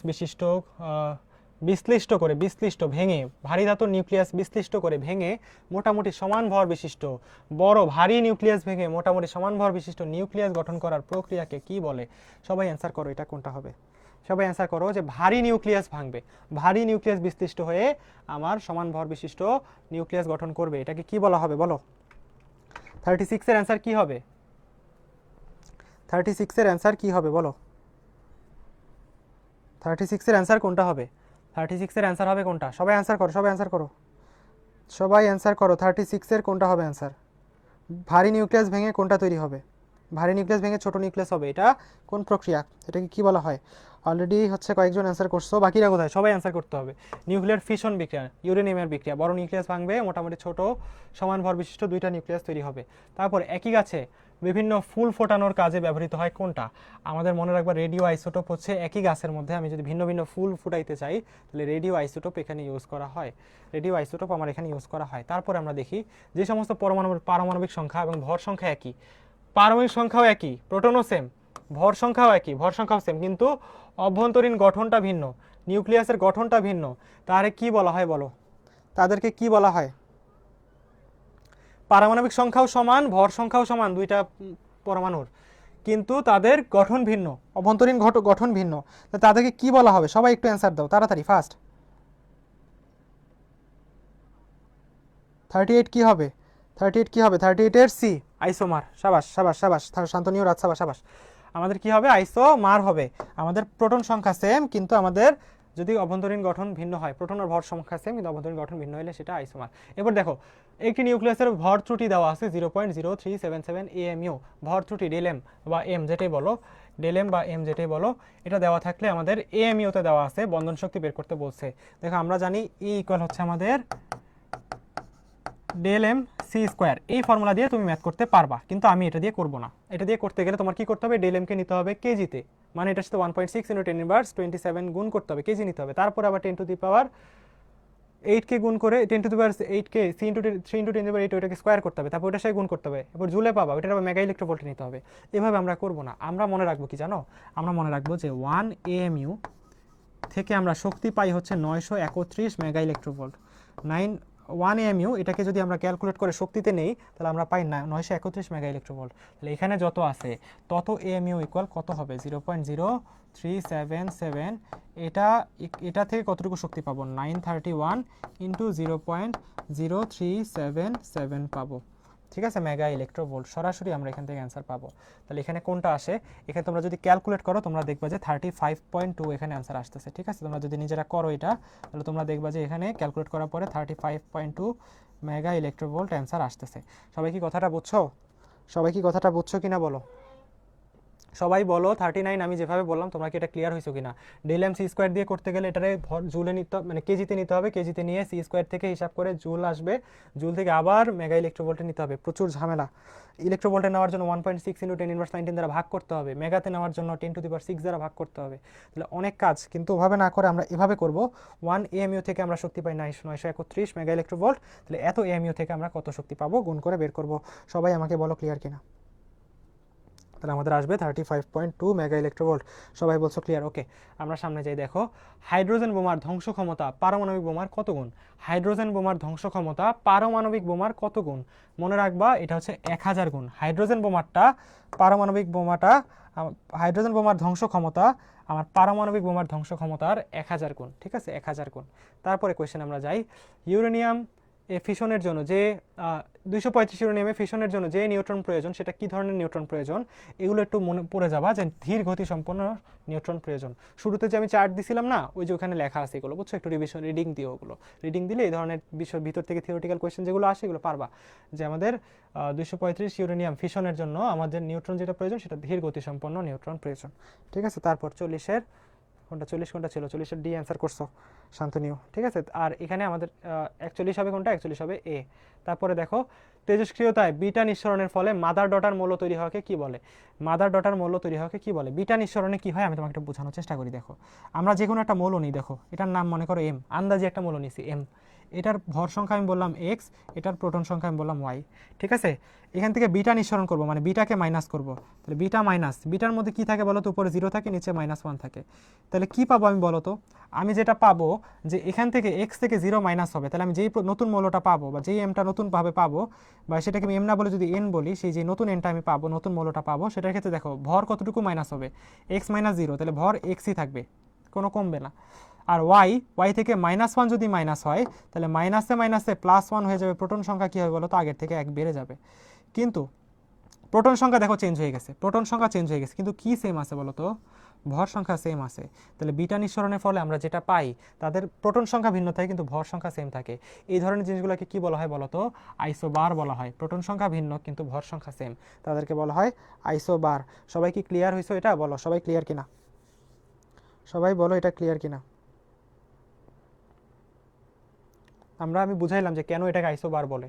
কারণ আমাদের বিটার থেকে আমরা ভর কমে না, বিটা নিঃসরণ হলে ভর যা আছে তাই থাকে, কারণ ভর হচ্ছে বিটার 0, তাহলে এক্স মাইনাস 0 হলে এক্সই থাকে। কিন্তু প্রোটন সংখ্যা ওয়াই আর বিটার হচ্ছে -1, তাহলে মাইনাসে মাইনাসে প্রোটন সংখ্যা +1 একটা বেড়ে যায়, তাই প্রোটন সংখ্যা চেঞ্জ হয়ে যায় কিন্তু ভর সংখ্যা সেম থাকে। যার ফলে কি হয়? বিটা নিঃসরণের ফলে যে জিনিসটা আমরা পাই সেটার ভর সংখ্যা সেম, প্রোটন সংখ্যা ভিন্ন, তাহলে এটাকে আইসোবার বলে। সবাই আমাকে বলো ক্লিয়ার কিনা, তাড়াতাড়ি ফাস্ট সবাই বলো এটা ক্লিয়ার কিনা? ক্লিয়ার, তাই? আচ্ছা আচ্ছা আচ্ছা, ঠিক আছে। তারপর দেখো, 1 কেজি ইউরেনিয়াম থেকে ফিশন প্রক্রিয়াতে উৎপন্ন শক্তির পরিমাণ কত? 1 কেজি ইউরেনিয়াম থেকে তুমি কতটুক শক্তি তৈরি হয়? আমি বলছিলাম না যেটা আসছে, এই যে ঝিনাইদহতে আসা 18-19-এ, আবার সাউথে আসছিল, মেবি সাউথে 11-12-তে আসছিল, অথবা 10-11-তে আসছিল। ঠিক আছে, 11-12 বা 10-11-তে সাউথে আসছিল, মানে শেরে বাংলা কৃষি বিশ্ববিদ্যালয়তে আসছিল। তাহলে দেখো 1 কেজি ইউরেনিয়াম থেকে ফিশন প্রক্রিয়াতে কতটুকু শক্তি উৎপন্ন হবে? এটা আমরা বলছিলাম যে মনে রাখবো, জুলে হচ্ছে 8.2 × 10⁻13 জুল। যেহেতু কোয়েশ্চেনটা এভাবে আসে, আমাদের মনে রাখাটা বেটার। ঠিক আছে, সবাই এটা 43 এর বি অলরেডি অ্যান্সার করে দিছো। ঠিক আছে, শান্তনীয় বলছো 43 বি। তাহলে আমাদের এই চ্যাপ্টারটা এতটুকুই ছিল। চ্যাপ্টারের যতটুকু যা যা দরকার ছিল প্রত্যেকটাকে আমি টাইপ ওয়াইজে ভাঙাই তোমাদেরকে সবগুলো জিনিস বোঝানোর চেষ্টা করছি। যতটুকু পড়াইলাম ততটুকু একটু ভালো মতো দেখো, ভালো মতো পড়ো। ক্যালকুলেশনগুলো একটু বড় লাগলেও করার চেষ্টা করো। মানে আমি ধরে নিলাম তোমার পরীক্ষাতে এগুলো আসবে না, এত বড় ক্যালকুলেশন দিবে না, কিন্তু তুমি তারপরও এগুলো বেশি বেশি করে প্র্যাকটিস করবা, যাতে তোমার হাত ক্লিয়ার হয়, যেন আমাকে 1-2টা বড় ক্যালকুলেশন দিলেও আমরা তাড়াতাড়ি করে ফেলতে পারি। ঠিক আছে, আর ফিজিক্সের কৃষির জন্য এটাই আমার আজকের লাস্ট ক্লাস ছিল। ঈদের আগে তোমাদের সাথে আর দেখা হইতেছে না হয়তো। তো সবার জন্য অনেক অনেক শুভকামনা থাকবে। সবাই ঈদ ভালোভাবে কাটাও, কিন্তু ঈদ কাটাইতে যে সময় এখন অপচয় করার মতো সময় নেই। ঠিক আছে, সর্বোচ্চ ঈদের দিনটা একটু রিল্যাক্স করতে পারো। ঈদের দিনটা তুমি মনে করো পড়াশোনা করলা না, সেদিন একটু ঈদের দিন, ঈদ মানে আনন্দ, এই দিন কোনো প্যারা নেই, পড়াশোনার দরকার নেই। ঈদ মানে আনন্দ, ঈদের দিনটা রিল্যাক্স করো। ঠিক আছে, এমনিতে কত সময় নষ্ট করছো, কিন্তু ঈদের দিনটা একটু রিল্যাক্স করো।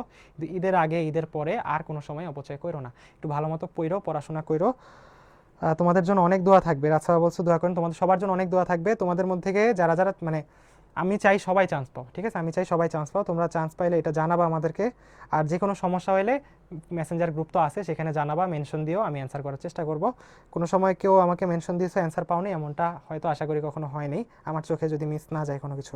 আমি চেষ্টা করবো সব কিছুর অ্যান্সার দেওয়ার। তাহলে সবাই ভালো থাকো, ইনশাল্লাহ হচ্ছে পরবর্তীতে তোমাদের আবার কোনো একটা ক্লাসে দেখা হবে। সবাই ভালো থাকো, আসসালামু আলাইকুম। রোজা রাখছো সবাই, ইফতারের প্রস্তুতি নাও। ঠিক আছে, আর নামাজ পড়ো সবাই ঠিক মতো। একমাত্র সৃষ্টিকর্তাই হচ্ছে তোমার ইচ্ছা পূরণ করতে পারে। এক হচ্ছে তোমার হাতে একটা জিনিস, তোমার হাতে সর্বোচ্চ চেষ্টা করা, সর্বোচ্চ পরিশ্রম করা, যেন তোমার দিক থেকে কোনো ঘাটতি না থাকে, কেউ যেন না তোমার দিকে আঙ্গুল তুলতে না পারে, পরিবারের কেউ, আশেপাশের কেউ, যে ও চেষ্টা করে নেই এই জন্য ওর চান্স হয়নি, এই আঙ্গুল যেন কেউ তুলতে না পারে। তুমি তোমার সর্বোচ্চটা দাও, বাকিটা সৃষ্টিকর্তা মহান আল্লাহ তাআলার হাতে। আল্লাহ তাআলা চাইলে তুমি যদি দোয়া করে আল্লাহর কাছে চেয়ে আনতে পারো কোনো কিছু। দেখো, আমি একটা জিনিস মানি, আমি হয়তো কোনো কিছুর যোগ্য না, তুমি হয়তো কোনো কিছুর যোগ্য না, আমরা সৃষ্টি। আমরা কি? আমরা সৃষ্টি। আমাদের কোনো ক্ষমতা নেই, আমাদের কোনো যোগ্যতা নাই, কিন্তু আমাদের যোগ্যতা না থাকা সত্ত্বেও আমরা অনেক কিছু অ্যাচিভ করি। এটা একমাত্র আল্লাহ আমাদেরকে দেয় বলে। আমি এমন অনেক কিছু পাইছি জীবনে, যেটা আমি মনে করি আমি পাওয়ার কথা ছিল না। আমি যদি বাস্তবে দেখি, কোনোভাবেই আমি সেই জিনিস পাওয়ার কথা না, এমন অনেক অনেক অনেক জিনিস আছে। কিন্তু আমি জানতাম আমি ওটা পাবো না, কিন্তু আমি আল্লাহর কাছে দোয়া করছি যে আল্লাহ, আমি জানি আমি এটার যোগ্য না, তুমি তারপরও আমাকে এটা দাও, তুমি তারপরও আমাকে এটা দাও, আমি এটা পাইতে চাই। আল্লাহ আমাকে সেটা দিছে। ঠিক আছে, আমি গায়ের লোম দাঁড়ায় যে এখন আমি চিন্তা করলে যে আমার সেই জিনিসগুলোর কথা, যে আমি পাওয়ার কথা ছিল না, সেগুলো বাস্তবে দেখলে সেটা কোনোভাবেই পাইতে পারি না আমি, কিন্তু আমি এমন অনেক জিনিস পাইছি। ঠিক আছে, হাজার হাজার মানুষের মাঝখানে সেই একজন আমি সিলেক্ট হয়েছি, এমন অনেক কিছু আছে। ঠিক আছে, এই জিনিসগুলো তোমার আল্লাহর কাছ থেকে চেয়ে আনতে হবে। সবাই নামাজ রোজা কইরো, পড়াশোনা করতে যেয়ে কেউ আল্লাহকে ভুলে যেও না। তাহলে সবার জন্য নামাজ রোজা কইরো, দোয়া থাকলো সবার জন্য শুভকামনা। আসসালামু আলাইকুম, সবাই ভালো থেকো, আর কোনো কথা বলবো না, বিদায়। হ্যাঁ।